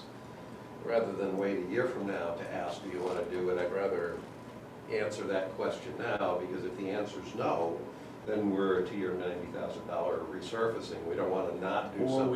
we could hold it together one more year with our resources. That's an option too. But even there, we're still, so a year from now, we're asking the questions. What I'm saying is like, why don't we ask the question now? But we do have a light docket for town, I mean, I wasn't even thinking to do this year, but we do have a light Yeah, docket. you can open the warrant at your next meeting, vote to open and close it, and have an article on there. Again, I may not be thinking through some of the practical, maybe that's a bad idea for other reasons, like, then you have to do an override, then you gotta do an election, so there may be reasons why it's a bad idea, but I'm looking at this as, this seems like it might be a good thing. It seems like a good number of the public would like to do it, and so for me, the article is more like a question for the public. Do you want to do this? And I'd rather know the answer to that this year rather than just hold it as an open question until next year. Maybe it doesn't, maybe operationally it doesn't matter. You can hold everything together for another year, but I know driving down here tonight in the dark, I sure hit a bunch of bumps on North Street. I can just imagine what next year is going to be like. So. I mean, I know North Street was supposed to be funded years ago, and it's been limping along over the last so many years. It's our worst street in town. We realize that, and it's just the funding mechanism to get that done. I think for a long time, we're sort of hoping to prayer on the 10. Yeah. So we're always going to be 10 years away from getting the 10. Right. It just seems like there's other things we're doing right now around downtown revitalization, and it's like, you kind of do this, but then you don't do that. And it's like, maybe this would be a time to at least ask the question whether people think it's a good idea. When I checked with the state, we were project number 26 to 27 out of 28 projects on the list, and by the time you get funded for that, you would have to saying there's a chance. there is a chance. So, well, let me ask you a question. Obviously, there's somebody who's asked about North Street underground utilities. Is that something, if we put the article on for this year, you'd be prepared? Is that enough time for you to investigate and determine what the actual We could get a cost that would be? proposal. We could get a conceptual cost proposal for that. Because obviously that's going to increase, because I know there is a charge to utility bill, but there is some upfront cost that the town has to Correct. incur for that. I know for 109, I was told, I believe, I don't know, Steve, maybe you can shed some light on that, for underground utility costs for a major construction project. Well, Niche Engineering just worked with the town of Weston in their town center to do exactly what you're talking about, underground. We just finished the project, like I said, just closed, and it came out great. But their cost from Eversource was between 10 and $15 million. That's what I thought. All the infrastructure, the manholes, the conduit, getting the wires down. Is there a yearly fee on that as well? I don't think so. I think it may be through the Okay. ratepayers, but the upfront cost to the city, the town is quite substantial. It could be two different things where you paid all the costs up front, or you pay a $3 or $4 million with a cost per year for so many years as well, so, but it is So a it cost. sounds like something you could investigate, or Yes. to prepare for town meeting. Yes. Obviously, that would, the motion would change if we're looking for additional money beyond the 3.5. Anything else? No, I mean, as far as the snow. Oh, you can do the snow declaration. Snow declaration. But it's not gonna snow again, right? Where are we on the, I assume we've blown through it at this point? So we are, as of today, with the last storm and what we have for outstanding, we're about $1,900 over budget, which is still okay, but we don't have all of our invoices in from salt and different equipment repairs. But as far as for cost from salary and from the operating part of the expenses, we are about $1,900 over. Christine, what are we carrying for next year right now? 80,000. Oh, okay, so we're good. We're good. All right. Any questions, discussion? Everyone thinks it's snowed enough to declare snow removal? Sure. Yeah. I'm optimistic you're gonna see more snow. And there is, it hasn't been accepted by the state yet, but we're eligible for FEMA reimbursement if the state agrees to approve it, which we would get up to 75% of the cost back for the storm back in January, when we had the 22 inches of snow. But again, it hasn't been approved yet, but we're working towards that goal. So one of my experiences recently was with one of your employees who's on the Conservation Commission, and my wife is the chair of the Conservation Commission at the moment, so she was trying to schedule a meeting on a day, an evening when it was supposed to snow. And the problem was that the employee from your staff had to go to sleep because he had to wake up basically at midnight to plow all night long. Right. And so that just brought home to me how diligent your employees are when snow. I am very fortunate. I have a great staff and we have great employees. So I'm very, very fortunate here. Any motion, yes? Yep. I move that we declare a snow emergency and authorize deficit spending. Second. All in favor? Aye. Opposed? I'm going to take an item out of order here because I see Charlie Harris in the back, and I'm sure he'd love to sit through the rest of this agenda. But Charlie, would you like to come up on the car show? Thank you. Thank you all.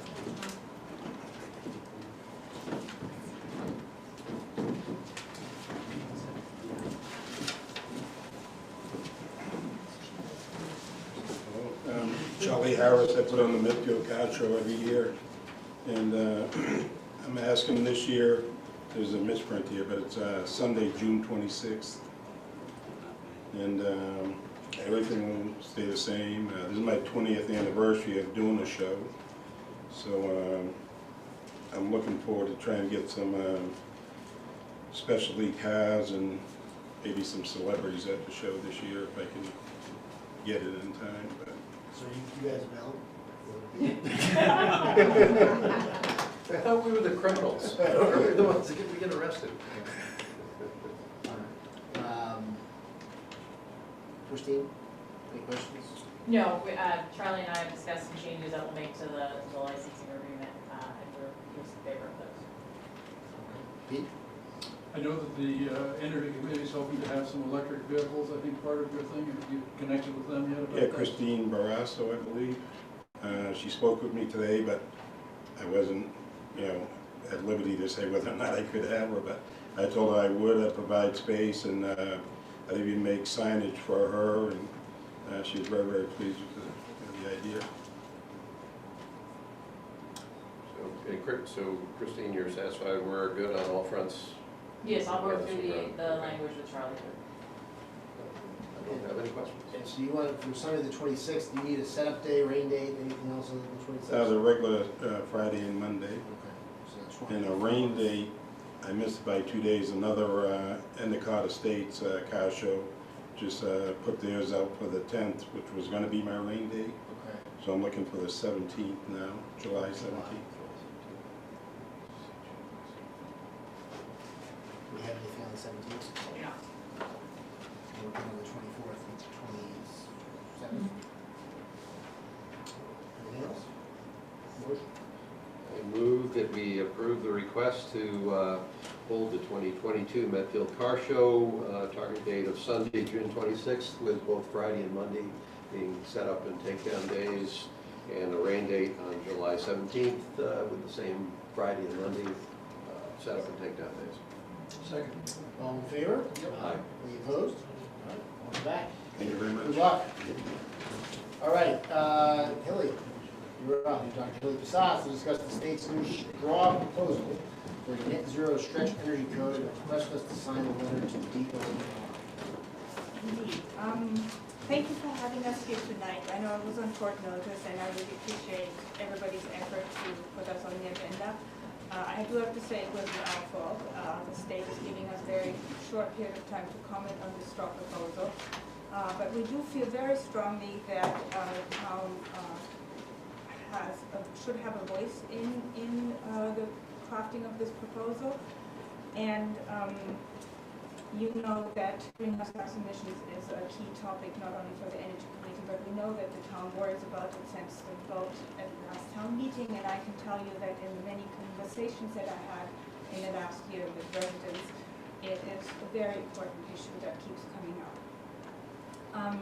Adding to that, you probably heard yesterday the release of a new UN report on the state of climate change in the world, a pretty dire report that shows that really the conditions right now are worse than the modelers had expected them to be, with permanent damage already happening, and the window for action is really closing very quickly. I think the final language in the report says any further delay in concerted global action will miss a brief and rapidly closing window to secure a livable future, and that window closes at the end of this decade. So really there is urgency to what we do. Now, with that in mind, we can only act locally in Medfield, but we also need to empower the town to act, and some of that relies on actions of the state. In this case, it is building code that is put out by the state, and there's going to be several types of building codes, and we would like to encourage the state to have a menu that the towns can choose from according to their needs and ability and willingness of the residents to use. The current legislation in climate change in Massachusetts passed last March commits the state to a limit of at least 50% greenhouse gas reductions by the year 2030, with reaching net zero by 2050. And in order to do that, the towns have to be able to choose tools that allow them to do that. And the building code is one of such tools. So as the state is looking at modernizing the current building code as a regular cycle of their modernization of building codes, we would like to urge the state to empower the towns that are ready to choose a level of building code that would allow them to reach their net zero goal. Unfortunately, right now, the proposal that DOER has put out falls woefully short of allowing towns to reach their own net zero goals. We have received this letter that you have in your package from experts in the state that are asking elected officials and appointed officials in the Massachusetts towns to sign on to this letter to urge DOER to reconsider, to give a broader and stronger menu of building codes for the towns to choose from. And I would like to invite Jim here, who is our expert on buildings, to give us an overview of what these different levels of code entail. Great. Thank you, Hilly, and thank you all for having us here tonight. The first thing I want to be very clear about is tonight we're not asking you to vote to endorse or adopt any of these codes. Right now it's about providing some feedback and instruction to the DOER about how we think these codes should be improved.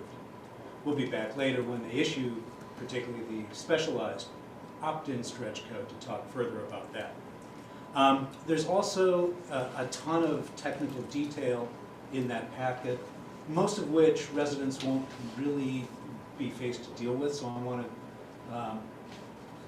to put those aside and focus on the things that I think would be most directly affecting the town and the residents. Things like embodied carbon, which is the carbon that is required to manufacture and transport and install materials. Not something that the homeowners would deal with, that's something the architects and builders would decide. So it wouldn't really affect directly the owner, the consumer. The things that will be noticed is in this comment, the way they are structuring it, they are requesting that a much harder push on electrification and therefore not using gas in any new construction. And that's really important because in the climate roadmap, the Baker administration's climate roadmap, it explicitly says we need to permanently and soon stop burning fossil fuels.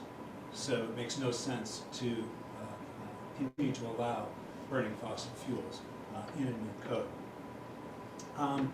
But it's also incomplete because right now it focuses only on new construction, important, but there's much more carbon reduction needed in renovations. And so we need to see what the recommendation will be about how the codes affecting renovations will change as well. It's also very cautious, and it doesn't go as far as what's practical and affordable today. For example, particularly the opt-in specialized stretch code, really the only difference between that and the new stretch code is the fact that if you are using gas, it would require solar and wiring for future electrification. What this coalition is recommending is that be pushed further toward more of a passive house kind of standard, which would be much lower energy use than what this current code talks about. And what that allows us to do is that if we push the new buildings a little bit further, because it's easier and less expensive to lower the energy use in new buildings, that gives us a little bit more leeway in renovations, which are harder and more expensive to do. So with that brief introduction, I do want to leave as much time as you need to ask any questions about this and any other technical details you'd like to know. I'll do my best to answer.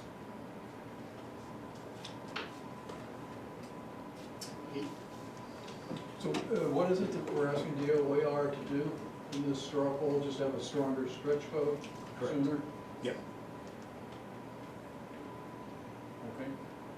And I guess that again the big thing here is to remove the option of using gas in new construction. Yeah, really sense. Focus on electrification. Yeah. Okay. Thank you. That's kind of probably the biggest thing. I think it makes sense for us to jump on board with this recommendation to DOER. Gus? So I do not be the countervoice here. There's a couple things. First, there's a reference to a letter that was submitted prior to this. Was that the letter? This wasn't the letter that went to the MSBA around net zero, was it? What is there's a letter that apparently was submitted by indicated by several town officials but it didn't identify which ones they were. And I'm trying to understand what letter we're talking about that went in before this one. that was the letter from about a year ago. That's what I'm asking. I don't know what it is, That's I'm aware of one letter that had some signatures from officials here in Medfield that went to the MSBA in the middle of our project, asking the MSBA to basically mandate net zero, and that's not the letter we're talking about. No. Because folks here know I went ballistic on that, and I remain ballistic about that. Okay, so it's some other letter that some group of people sent in. So here's... I thought the letter, though, that you're talking about is the letter that Pete and Fred signed. It is. It And wasn't to the It is. MSBA though. And that you have posted it.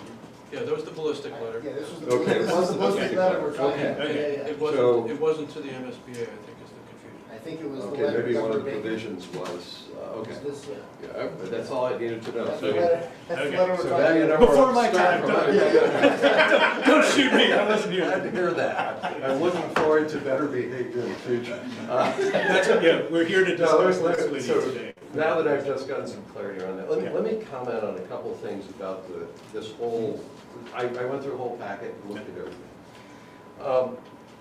Philosophically, I have a basic problem with when towns send letters to the state that say, please establish regulations that will coerce us to do something. I have a fundamental problem with when towns do that and say, please, please, please tie our hands. Very rarely am I happy anytime we do that. So first off, the whole point of this letter, in terms of asking the state to do something, is bothersome to me. As a pure letter providing technical inputs to what the standards would be, if it was written as a neutral standard, we've looked at what you've done, here are some suggestions that we think that you need to improve the strength of your stretch net zero code. I would have been far more receptive to this if that had been a letter that was purely on technical grounds. There were several things that jump out at me here. Number one of the main messages in this material is that this technology that we're pushing is cost effective. People should want to do it. And so when you have cost-effective solutions, but your answer is, and therefore we want you to coerce people to do it, I question whether it's as cost-effective as everyone is saying. Because if you can make the cost-effectiveness argument, make the cost-effectiveness argument and get people to do this. I have solar panels on my roof, not because anybody told me I needed to have them, because I looked at at how that worked, I looked at the finances, and I shaded in my own views about environmental responsibility, and I wound up with a $35,000 solar panel array on my roof, by choice. And so far, I'm pretty happy with it. I like the SRECs, I like the net metering, I like the fact that we're doing, if I really look at my energy usage now, as far as what shows up on the bill, I've cut my energy usage in that sense down by a whole lot. So I'm not philosophically against the direction. I'm against when we use coercion to force people to do something we're telling them makes good economic sense. I think that's the cheap way to make the argument and not have to do the hard work. Let me answer that, because I think the point there is really a signal to the building industry, not necessarily to the consumers. Because the building industry will always prefer, hey, we've done it this way for 10 years. If we have to change, it's hard. We don't want to do that. Don't make us do it.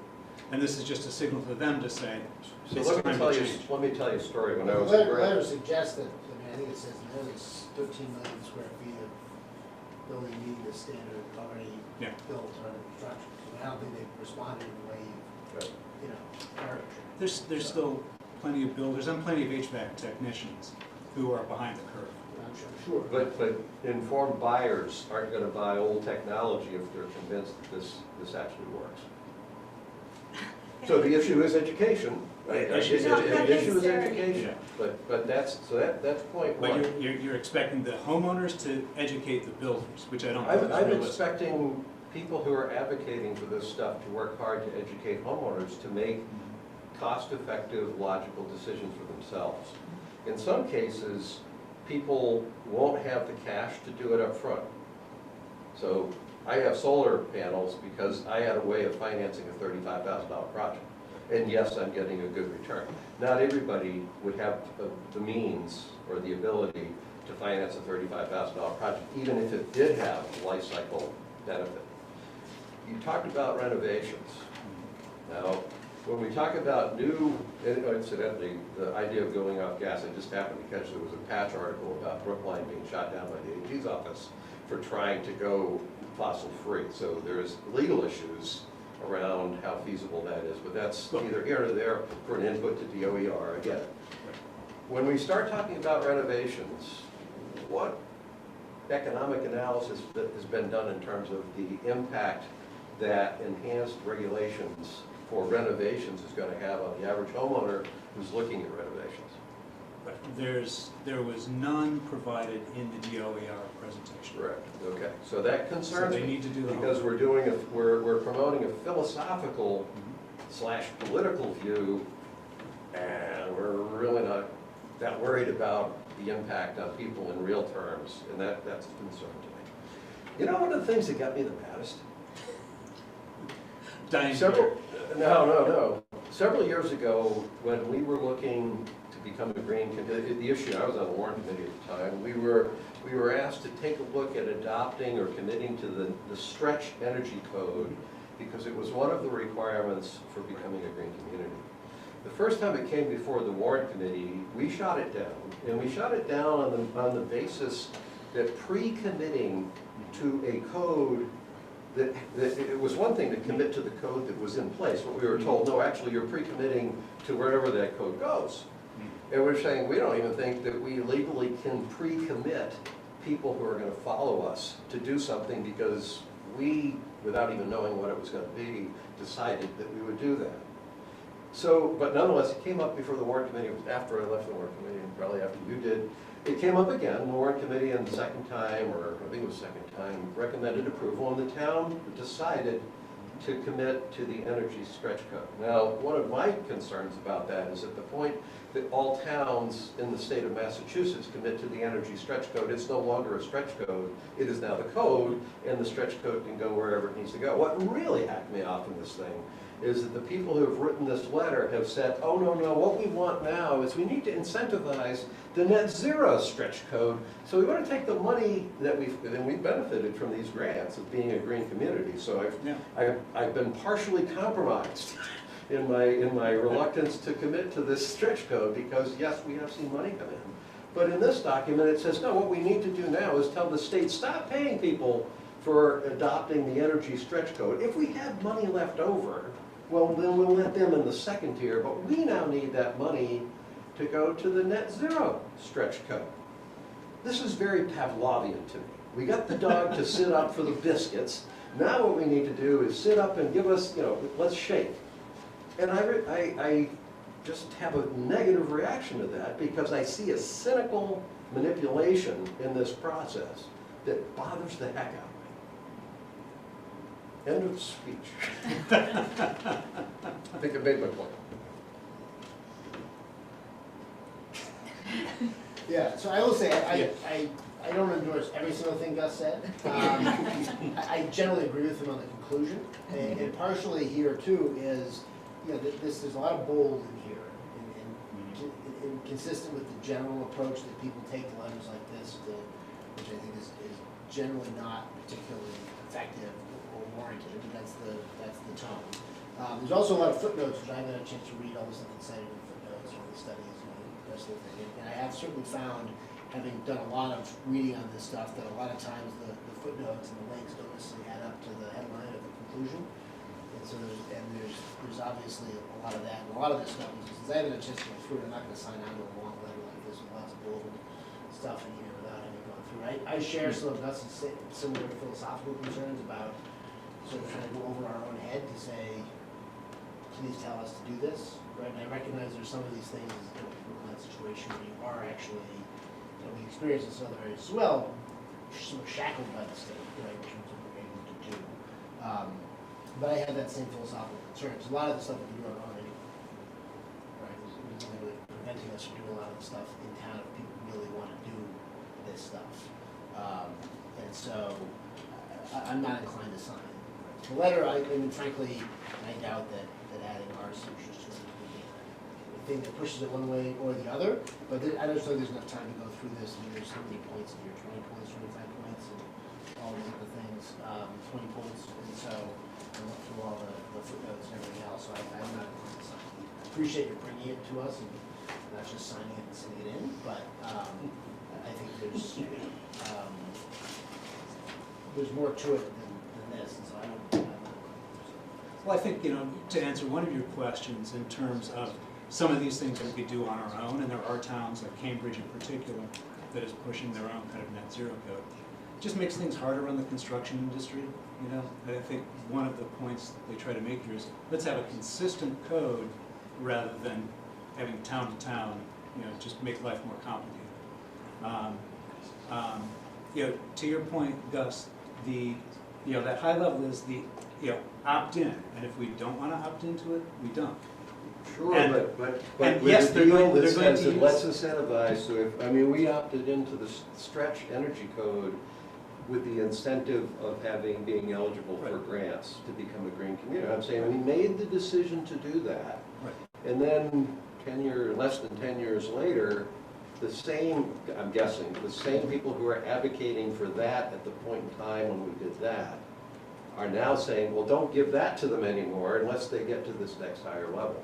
There was some materials, Fred, that you sent out probably a year ago that have caught my attention. It's a hot button for me, because the comment was, well, we got everybody to sign up for the green communities and the stretch energy code. That's not doing enough for us. We need to go to the next step, which tells me the people who are setting this up are manipulating a political process and are doing whatever is necessary that's needed to get people to do things. Now, I've already hammered you on that. Yeah.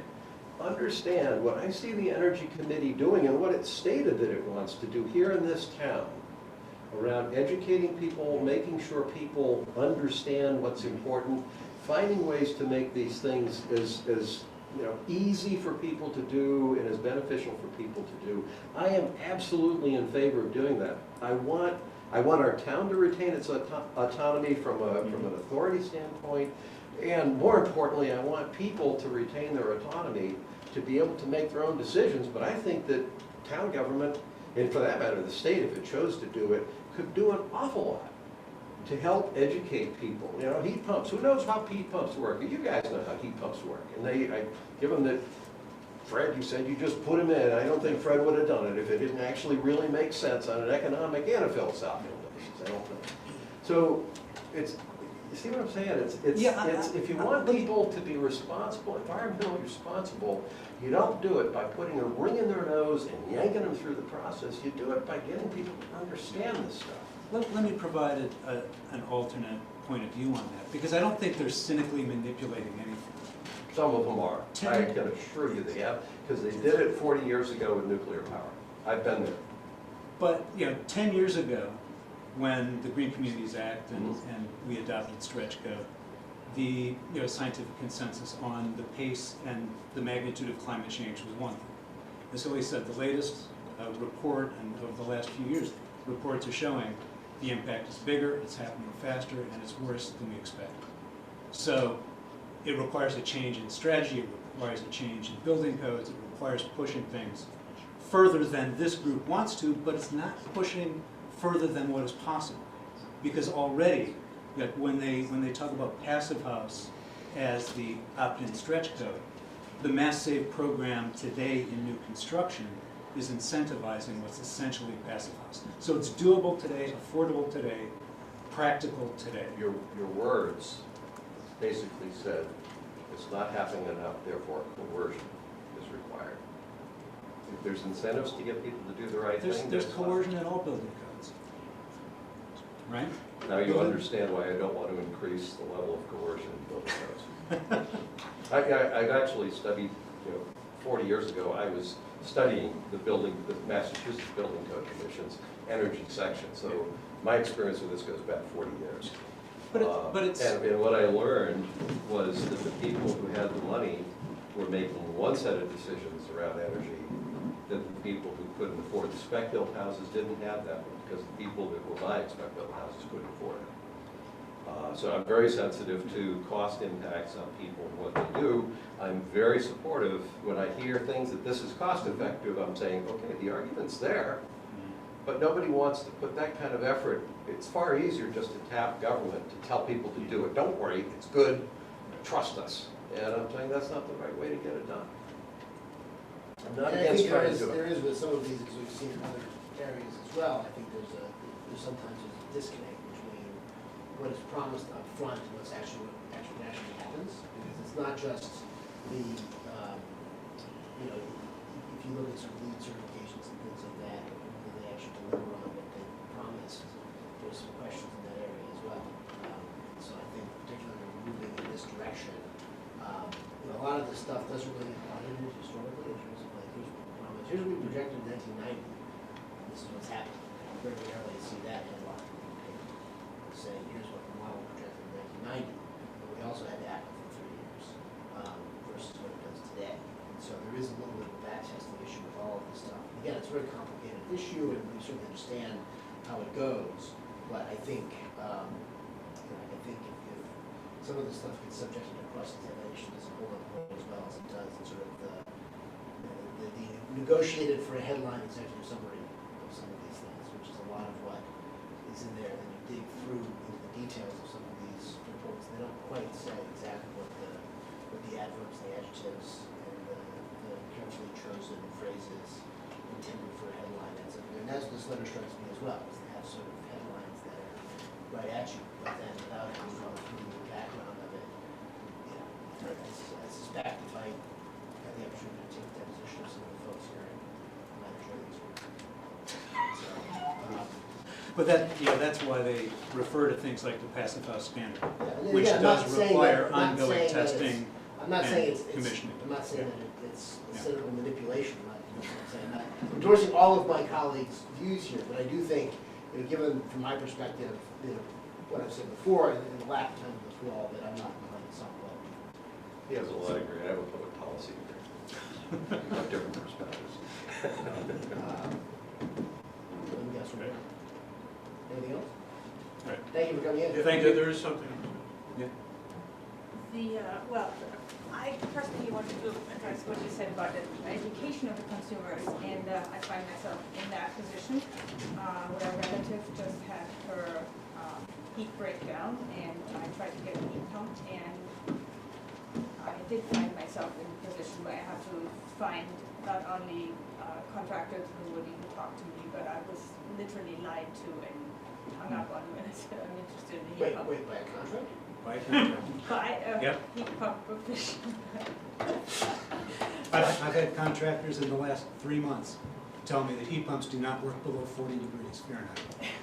Absolutely So, dead I mean, wrong. the education is, I mean, we can't only educate consumers, we really need to go further, and I do think that the building industry is in need of, you know, professional modernization too, you know, and that is one way of sort of doing that is, you know, say, this is the modern standard. I mean, building codes have always been updated, thank God, because we don't have lead pipes anymore that go into houses and outside toilets and whatever, you know. So this code is really designed, or should be designed to meet the law that is present in Massachusetts, and right now it does not codify the law in Massachusetts. It does not give the tools to the towns that are willing to go to net zero to actually do that. And I think that's a concern, you know, that DOER is not able to provide the range of options to towns that you just said, Brookline and Cambridge are interested in. Well, because there's laws that say they can't do what they're trying to do. My point is, this kind of whole hog direction, I don't think that's, I don't know that it's all totally valid in terms of what people are saying where you need to be. And B, it's being done sort of in a vacuum. Wait, you just said, Where, I don't know where the end point is. For some people, the end point is this absolutely has to be done. We have to absolutely get to net zero.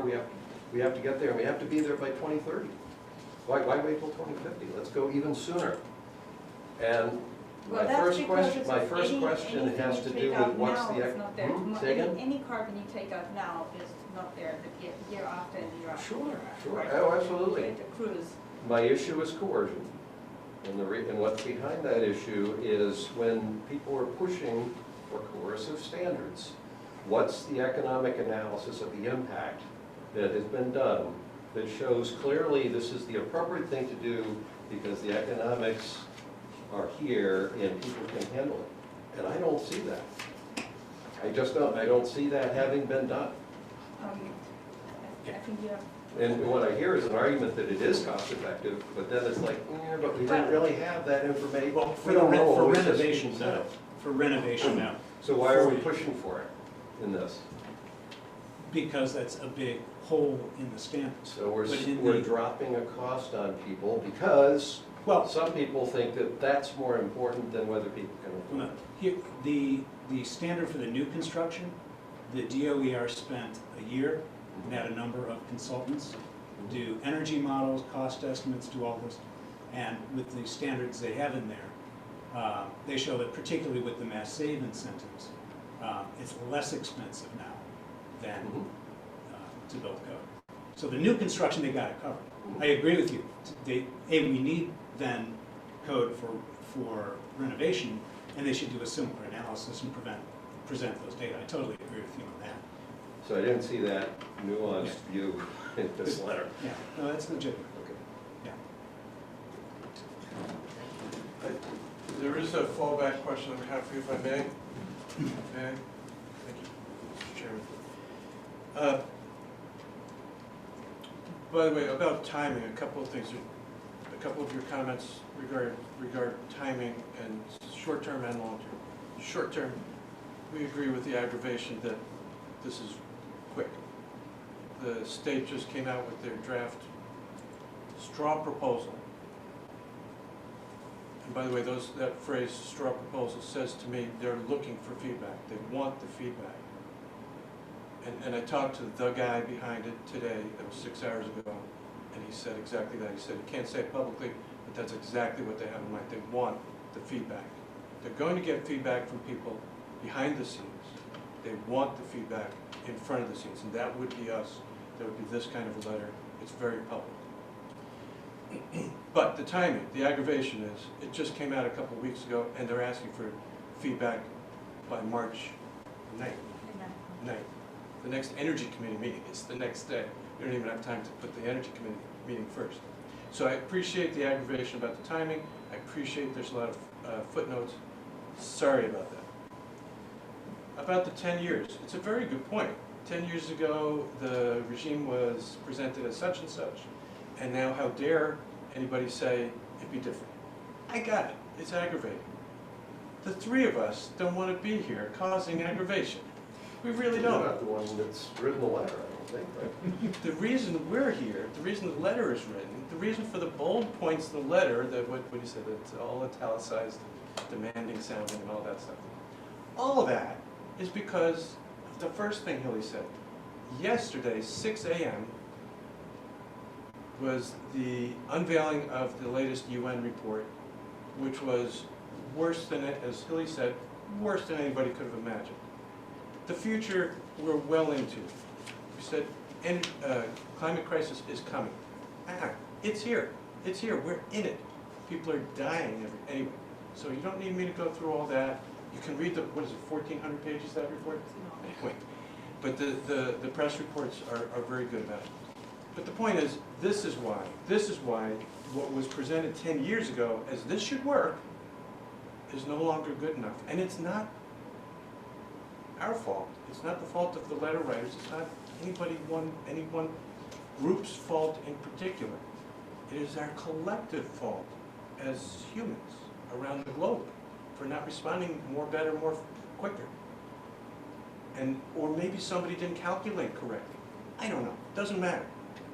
The reality is what it is. So, unfortunately, whether you sign this tonight or not, you're right. It doesn't make a whole huge amount of difference, but unfortunately, we're going to have to keep coming back for one thing or another. We wouldn't have any other. Yeah. So good. All right. So get back to the, what did you call it, the big thing you blew up about a year ago. I don't think we need to get back to that. Yes, I think the action item here, Fred, We do. was whether we're going to sign this letter. Yes, you said no thank you. Well, We have another, a number of other items on the agenda. I'm gonna leave with one I'm gonna request. give you 30 seconds. Thank you. To address the ballistic letter, Thank you. and then we're gonna And move that on. goes like this, so, all three of you are not gonna sign, maybe one of you is gonna sign. In any case, would you give us the permission, perhaps that's the right word, for two of us to sign with respective titles, Medfield Energy Committee? I think you've already signed it. You've already signed it. You No, already I signed it this as a one. professional, Exactly. and these two could sign it as Medfield Energy Committee, only with your permission. Well, first off, Fred, thank you for asking the question this time. You taught me last year, I heard you, I heard you.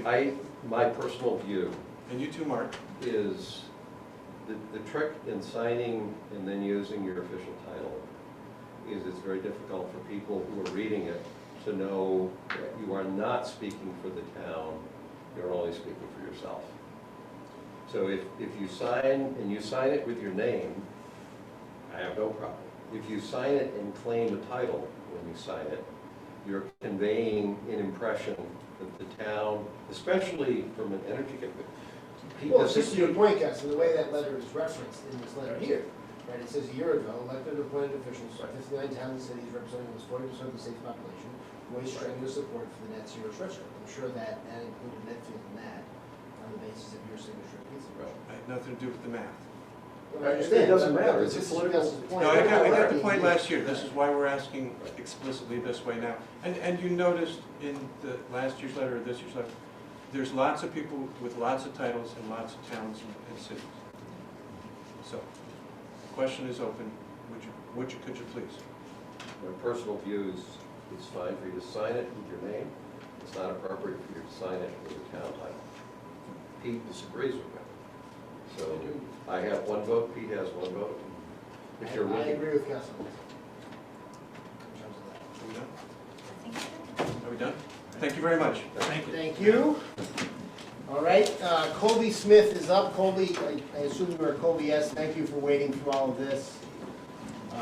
We're now going to have a public hearing for the following solicitor license application from Power Home Remodeling, Colby Smith, Avery Zoshak, and Mitchell Whittingham. So thank you, Colby, Avery, and Mitchell for waiting here. And once you're all on here, we will have our hearing. Yep. Give me 1 second. I'm just gonna tell. I saw Mitchell on there as well. But maybe Mitchell. Oh. wasn't- Okay. Give me 1 second. I'm just texting the. You don't have to- If you're the spokesperson for the group, that's fine. Okay. Yeah, I'm the spokesperson. So, yep, I'm Colby Smith with Power Home Remodeling. We don't really sell anything. It's free estimates on roofing, siding, and windows. But our company is a full exterior modeler out of Waltham and also Marlborough. But we're the largest exterior modeler in the country now. And yeah, we're just looking to solicit in the town of Medfield. That's all. Your time? What did you say? What time are you looking? Well, for dates, we're just looking as soon. We've already handed in all our applications. We're just looking for as soon as possible for the date. And then it'll probably go until probably just the end of March. Would probably be the latest that I think we'll even be there. And our hours are usually 12 to 6. Because one of the applications asks for 3 months, the other one asks for the duration of the permit. So if you're looking for it to start through the end of March, essentially 1 month. Yeah, I mean, so basically, like, we're in a certain group of towns for 3 months at a time. But so we just ask for the duration of the permit, however long we can get the permit to last. But honestly, we really only need like a month would be fine. But if you can give us 6 months, a year, whenever we can have it till is great. But we really need a month. You're making me a little dizzy here. Sorry, I'll walk in. Nice basketball. All right, so this, you're gonna go door to door, 12 to 6. Have we checked the police chief on this? All set with these three. All set with these three? Police chief, all right, Pete, any questions? No. Gus? Yeah, we talked for 1 month, is what we're, based on March. for the month of March. The reason I'm asking the question is I don't think we would do a year for sure. I think door-to-door solicitation is a hard job, so I'm sympathetic to you. I know from comments that come in from the residents of the town, they typically don't like a lot of door-to-door, so I think you want to kind of like be doing it for the amount of time you really need it for. And not kind of stretching it out. It's got no reflection on you or your company or anything, it's just the way people react, so. Yeah, just to be clear too, we only go to each neighborhood like literally one time. It's not like we're gonna keep on going around to different, to the same neighborhood over and over. It'll be one day at every single neighborhood. And then from there, we won't be back probably until the next group of people from our company would apply again. And that probably won't be another probably 6 months, 3 months, I would assume. You said Power Remodeling is the biggest exterior remodeling company in the country? Yeah, we have locations in 18 different cities now. So we're in Austin, Atlanta, Phoenix, Denver, so kind of all over. But yeah. Where are you headquartered? Philadelphia. Yeah, technically Chester, Pennsylvania. Okay, sure. Mm-hmm. So that was my only question, just to make sure we were clear on the time. Mm-hmm. One thing we do ask is that when you are going to be out there, if you could let the police department know where you're going to be. Yep. So if you get calls, they at least have a heads up that that might be what the call's about. Yep, I'll call dispatch. Every town we go to, I call dispatch to let them know what streets we'll be on, so that, you know, if they are questioning, oh, who is this? You know, they'll be like, yeah, they checked in with us. When you're going door to door, do you have like a company shirt on and an ID that? Yep, I'm wearing it right now. Okay, all right. Yeah. I put it on just to make sure you guys could see, but yeah, we have shirts. Typically, our guys will wear like IDs, just, you know, makes people a little bit less resistant to begin with, but definitely minimum, like probably polo, maybe even a hat, says power. Any comments from the public? Question? Yes. Just Chris Potts, just actually more for Christine. When you mentioned that the police chief reviewed it, what does the police chief look at? There's a background. It is a background check. Great to know. Okay. Anything else, any comments from people on Zoom about this? All right, none. I declare the public hearing closed. Anything else, Peter Gus, any discussion? I don't have anything. Nope. All right, we can have a motion. I move that we approve the request for Power Home Remodeling to conduct door-to-door solicitations during the month of March between the hours of 12 to 6 p.m. With the understanding that you'll notify the police department in what areas you'll be working in before you actually move out into those neighborhoods. Second. All in favor? Aye. Any opposed?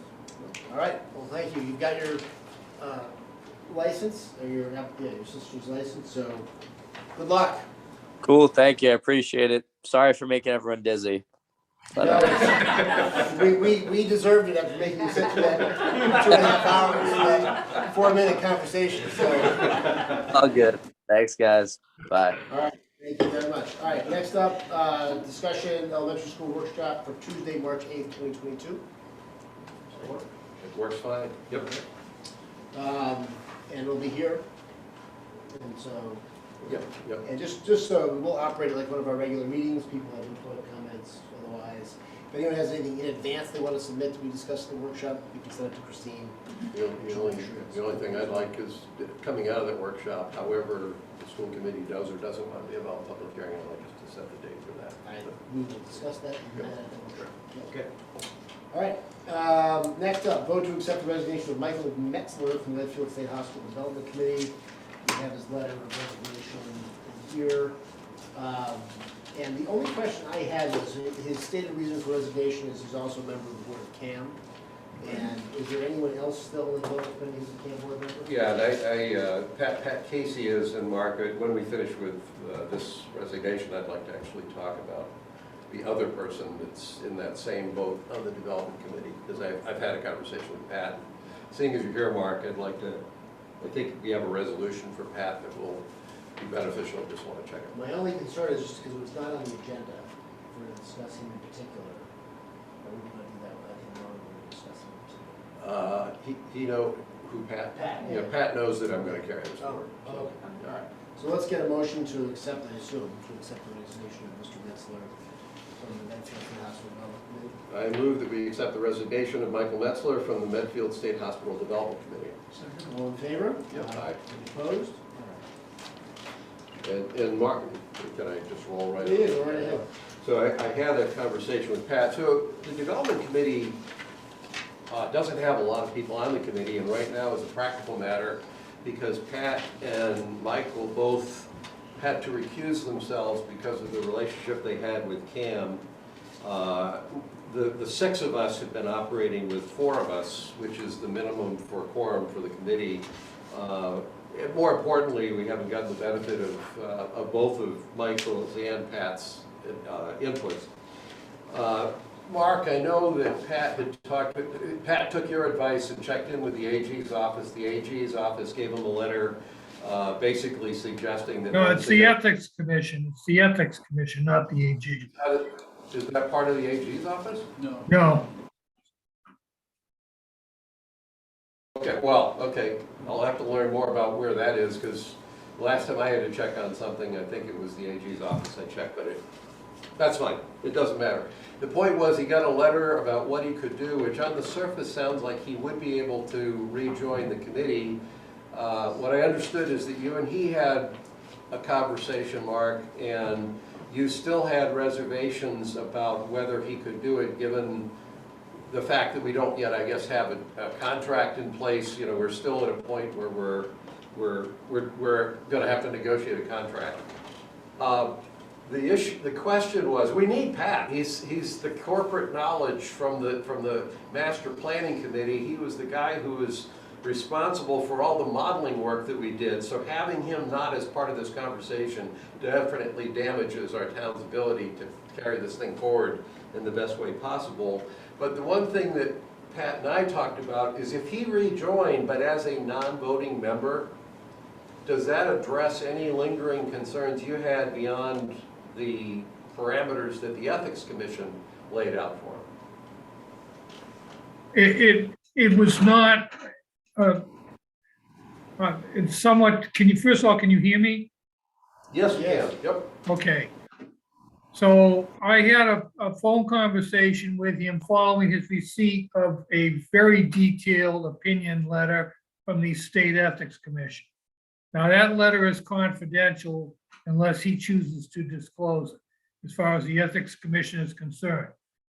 As in any ethics situation, I've been pretty consistent that I am not the gatekeeper. The State Ethics Commission is a state agency that is charged with enforcing Chapter 268A, the state ethics law, and they have regulations in place, and they have guidances, and frankly, they're the final say. They operate on two levels. If you think you have an ethics issue, you can go to them in advance for guidance, and they will provide you with guidance as they have here. Otherwise, they have an enforcement mechanism if there is a complaint made that a public official is in conflict, then they conduct an investigation and enforce the state ethics statute and regulations.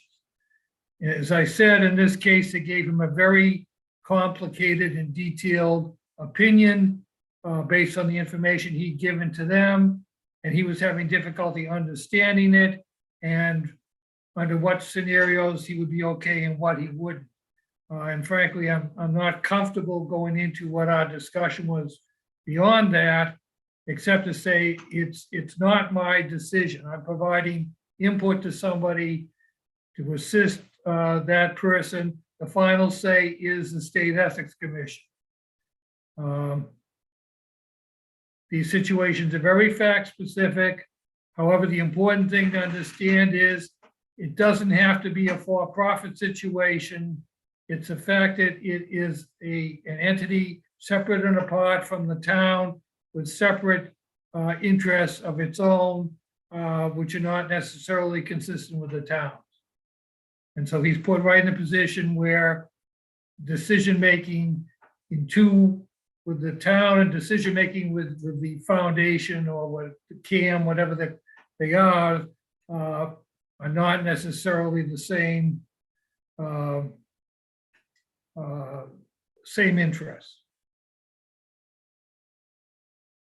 Appreciate the confidentiality, that should be maintained. My question really is, if Pat rejoins the committee as a non-voting member, he is not involved in making decisions.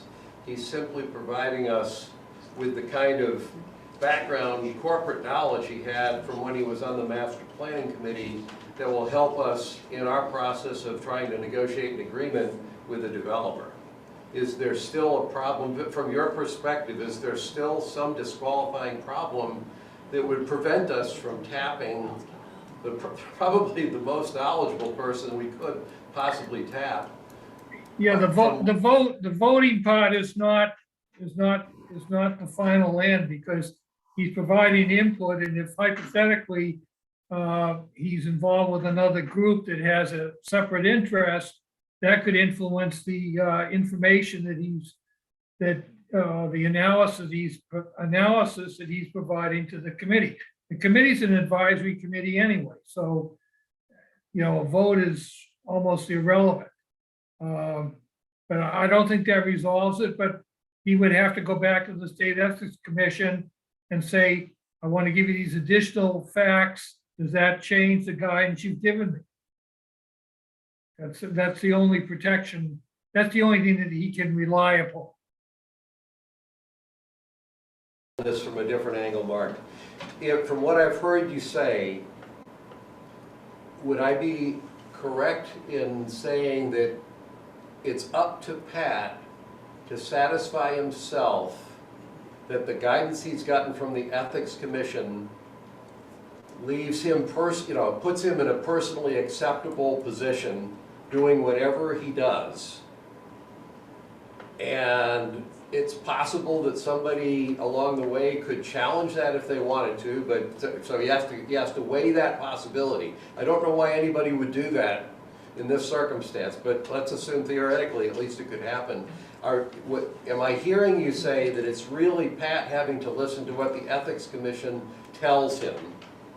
And I guess the new information you're talking about is he's going back to say, what if I'm a non-voting member, and how does that change things? And if the guidance he gets from the Ethics Commission allows him to feel sufficiently comfortable rejoining the committee in the role that we're talking about here, that should, from your standpoint, with what you know, and the fact that you're not responsible for policing things, that should be sufficient for him to be able to make a decision. That's a fair statement. Okay, I'll close the loop with Pat, and we'll, thanks, Mark, that helps. Thank you, Mark. All right, next up, we have a vote on a determination by non-elected municipal employee of the financial interest disclosed by building commissioner, zoning enforcement officer Gary Pelletier. So he has disclosed that his duties require him to participate in a particular matter. And he may not participate because of the financial interest that I am disclosing here. He requests a determination from his appointing authority, which is us, about how I should proceed. Particular matter is the requirements under 780 CMR R105.3 of the construction documents to accompany certain building permit applications, and 780 CMR R107.1 information on construction documents. For his position, he is required to approve submitted plans by homeowners and contractors with and for building permit applications.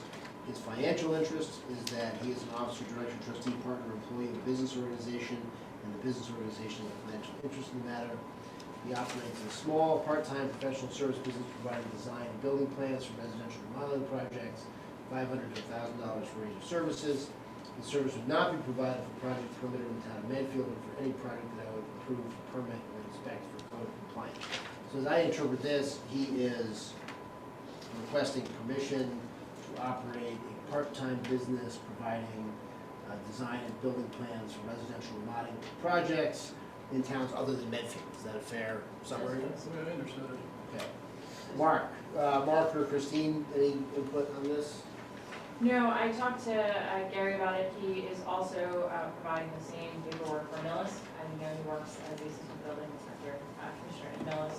And he is filing the same paperwork with them, and none of the work he does will either be in Medfield or Millis. And is this So- a new business he's starting? Yes, Mark? So this is actually another application of the state ethics law specific provision, and it has an exception in it, which is what's in front of you. You ultimately have to make a determination that his financial interest is insignificant and he can therefore proceed. The one thing that's not in the application is sort of the total volume he's anticipating from this. He's putting it on a per project basis, but he's not giving a total what he anticipates this to be. I mean, that is the one initial reaction I have. Pete, do you have thoughts or questions about this? It just struck me that it doesn't really conflict with his work as the building commissioner, so I see no problem with it. So I had two questions. One, is this a sole proprietorship, so he doesn't have any business partners? Correct. Okay, so there's that. My first question was, are you in business with any contractors? But it's sole proprietorship. And then the second one I don't think is an issue, and I'll look to my two colleagues who are lawyers. He basically said I wouldn't do this for any projects that are permitted in Medfield. Where my head went next is, well, are you doing it for any developers who do projects in Medfield? And I think that's too tight a constraint to say you can't do any work. For one thing, you don't know what projects developers might be you work for, what kind of town they might come to Medfield, so it would be a hard thing to proactively know about. I don't think as a standard it's appropriate to even try to enforce that kind of thing, but I wanted to raise the question. And we can have him in if you want, but my understanding is he's working directly with homeowners who are doing some remodeling in their homes. Oh. So he's doing some plan evaluation for them. Okay. And he's either reviewing plans that have been given to them by a developer to determine whether or not that's the appropriate way to go, or advising them on how to do their renovations, but not doing the work. But I don't think there's. But I would have that concern as well, Yeah. which is, if he's getting business from the developer whose plans he's reviewing here, Right. that obviously potentially presents a conflict of interest in the sense that even though if he's not reviewing his own plans, and someone's gonna say, all right, as a lawyer, you couldn't do it. Right. Right. But I think obviously the different standard applies. I would say, I would prefer to limit it to doing work for homeowners if we're allowed. Sure. Right? In other words, if he's hired by an individual homeowner in another municipality to just advise on the building code ensuring he enforces, obviously that homeowner is not here. But I would say that he shouldn't take work from anybody who he's going to be reviewing. Because you do have the potential here for all of these, you can recuse yourself, but also have ongoing business relations. I don't think Gary would do anything that was remotely untoward, but you also wouldn't want to have a homeowner thinking, well, or anybody thinking, well, he approved that permit because he's working for that developer in a different town. Right? And that's why because there is some discretion in interpretation of these codes, and when a permit is required, how many permits are required, the rules are there. They're not always 100% clear. So I would, and I'd have to have men too, but I would want to limit it just to doing work directly for homeowners, because I think there is that potential for a conflict, and you wouldn't want somebody to think that the decision he made on a particular permit was influenced in any way by a business relationship. So he may have to resubmit the request for determination with that limitation on it if he's comfortable with it. Or we can approve it with that limitation. I would also add the factor that I assume he's, they make it clear that he's not performing this work during hours that he's supposed to be doing Medfield. I don't know if he's on fixed hours or flex hours or whatever, but clearly that it's outside his work hours and location as a Medfield building commissioner. Would it be enough to say he has to do this on a non-interfering basis with his responsibilities to the town of Medfield? Yeah, however you, I think I have a solution. Why don't we put together a letter stating what we would see as restrictions to doing business outside of this? Have that conversation with Gary, and then we can sign that once we do the letter first. Let's do that. All right. We're putting off the fire chief contract, right? Yes, till the 15th. We've done the snow emergency. Next, vote to release a request for proposals for a head-end facility, cable communications located on a portion of the DPW town garage property at 55 North Meadows Road. So we have the existing ground lease with Comcast. Correct. And is Comcast giving this up, or are we required to reissue this RFP? We have to reissue the RFP. They would like, if we didn't, they would like to be able to just continue. Right. But- That's what I wanted to know. If we Yeah. Pete, any questions? No. Gus? The only question I had was the past pricing, but also how we set the pricing that's in the RFP. So I had conversations with the representative from Comcast, expecting them. I mean, they gave kind of a business pitch is what they would typically do. Dave Matson and I discussed it as well. His take on it was we should have been looking at 3% escalation a year at least. So he felt for wireless facility, he recommended between 40 and 50.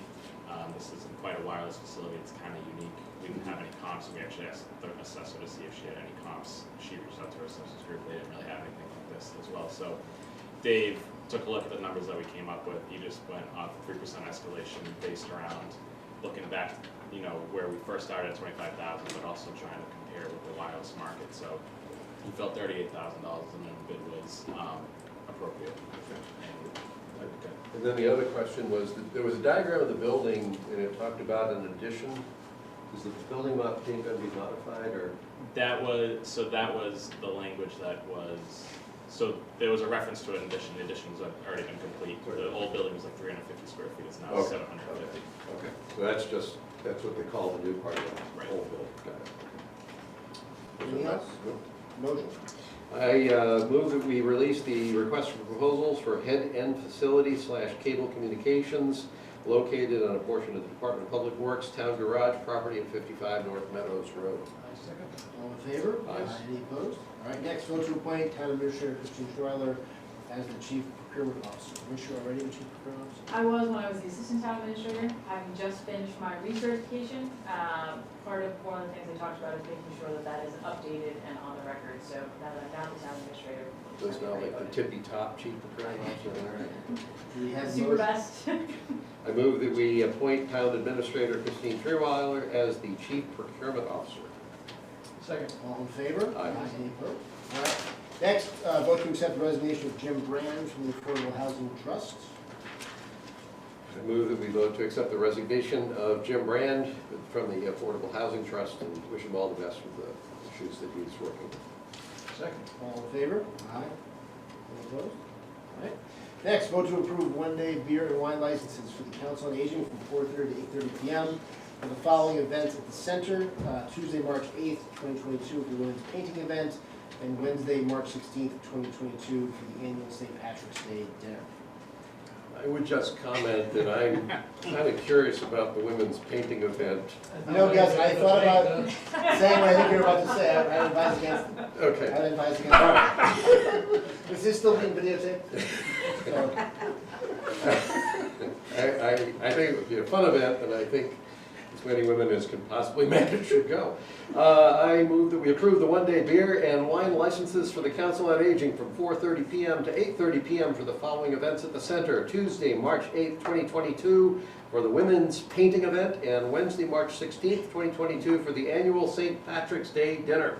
Second. All in favor? Aye. Any opposed? All right, consent agenda, 2 items. The Medfield Garden Club requests permission to post signs. I assume this is at the four locations, February 27th, 2022 to March 7th, 2022, to advertise Art and Bloom at the Medfield Public Library, which will take place March 4th to March 6th. And Sean McCarthy, Medfield Baseball, requests a permit to hold a parade and place signs celebrating opening day for Medfield Youth Baseball and Softball on Sunday, May 8th at 3 p.m. I move that we approve the 2 items on the consent agenda. Second. All in favor? Aye. Any opposed? All right, meeting minutes, September 28th, 2021, January 25th, 2022.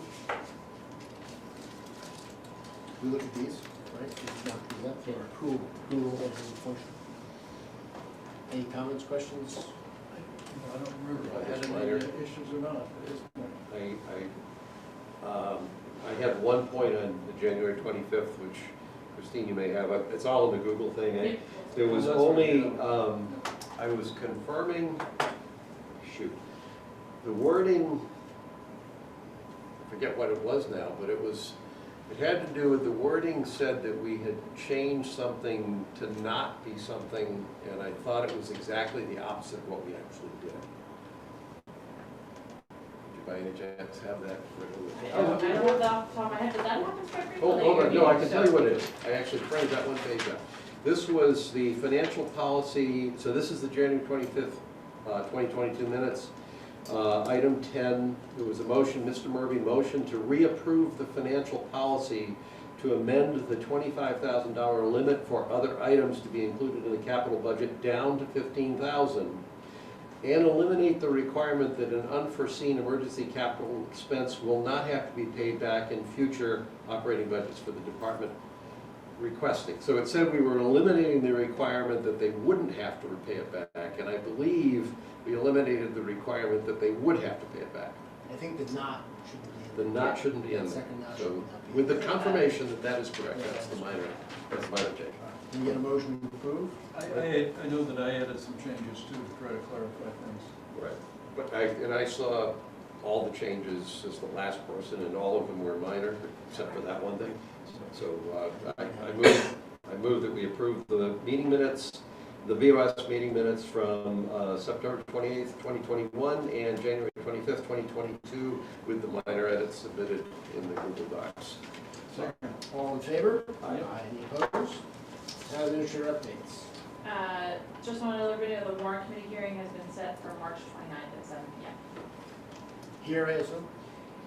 We have not set the location yet, we're looking here or the public safety building. And next meeting dates, March 8th, 2022, the workshop with the school committee, March 15th, 2022, March 22nd, 2022. And presumably March 29th? All right, Selectmen reports. Pete? I've been to a couple of the Tomcat meetings, which is the Town of Medfield Climate Action Plan group that is writing the plan for the town, which includes Hilly Pathos, Jim Dale, and Fred Davis, who are here tonight. They're making good progress on that. I'm mainly watching. I went to the Medfield Food Cupboard at their new location and saw that. They've got a much better facility now. Their life has to be much, much better. And the Medfield Foundation's been having a whole bunch of meetings, so I've been to those. I am on, I think you guys are both aware, I'm on the Medfield Outreach kind of strategic planning committee right now. So they've been having regular meetings. The survey that Chelsea brought in was kind of the major step in this process, but I can attest that they've been putting a lot of time and effort into getting that, get a handle on what the total needs of the town are. Beyond that, I don't think I've been involved. The development committee's been kind of quiet right now, so with the exception of the discussion we had with Pat Casey around how we could get to be able to once again tap his corporate knowledge on the master plan. I think those are the major things that I've been involved with the last couple weeks. I don't think we have an Affordable Housing Trust Board meeting this Thursday. Oh, we did get an email today, the housing production plan was approved by the HCD, so it's good for the next 5 years, effective the date of our, it was fast. Yeah. All right, that's it for that. All right, we have to go into executive session for the purpose of discussing the purchase, exchange, lease, or value of real property to with the Medfield State Hospital. Discussing this in open session would be detrimental to the bargaining position of the town, and we will not resume an open session when the meeting continues. I move that the Medfield Board of Selectmen go into executive session for the following purpose: to consider the purchase, exchange, lease, or value of real property. If an open meeting may have a detrimental effect on the negotiating position of the public body and the chair so declares. Our discussion is of the Medfield State Hospital.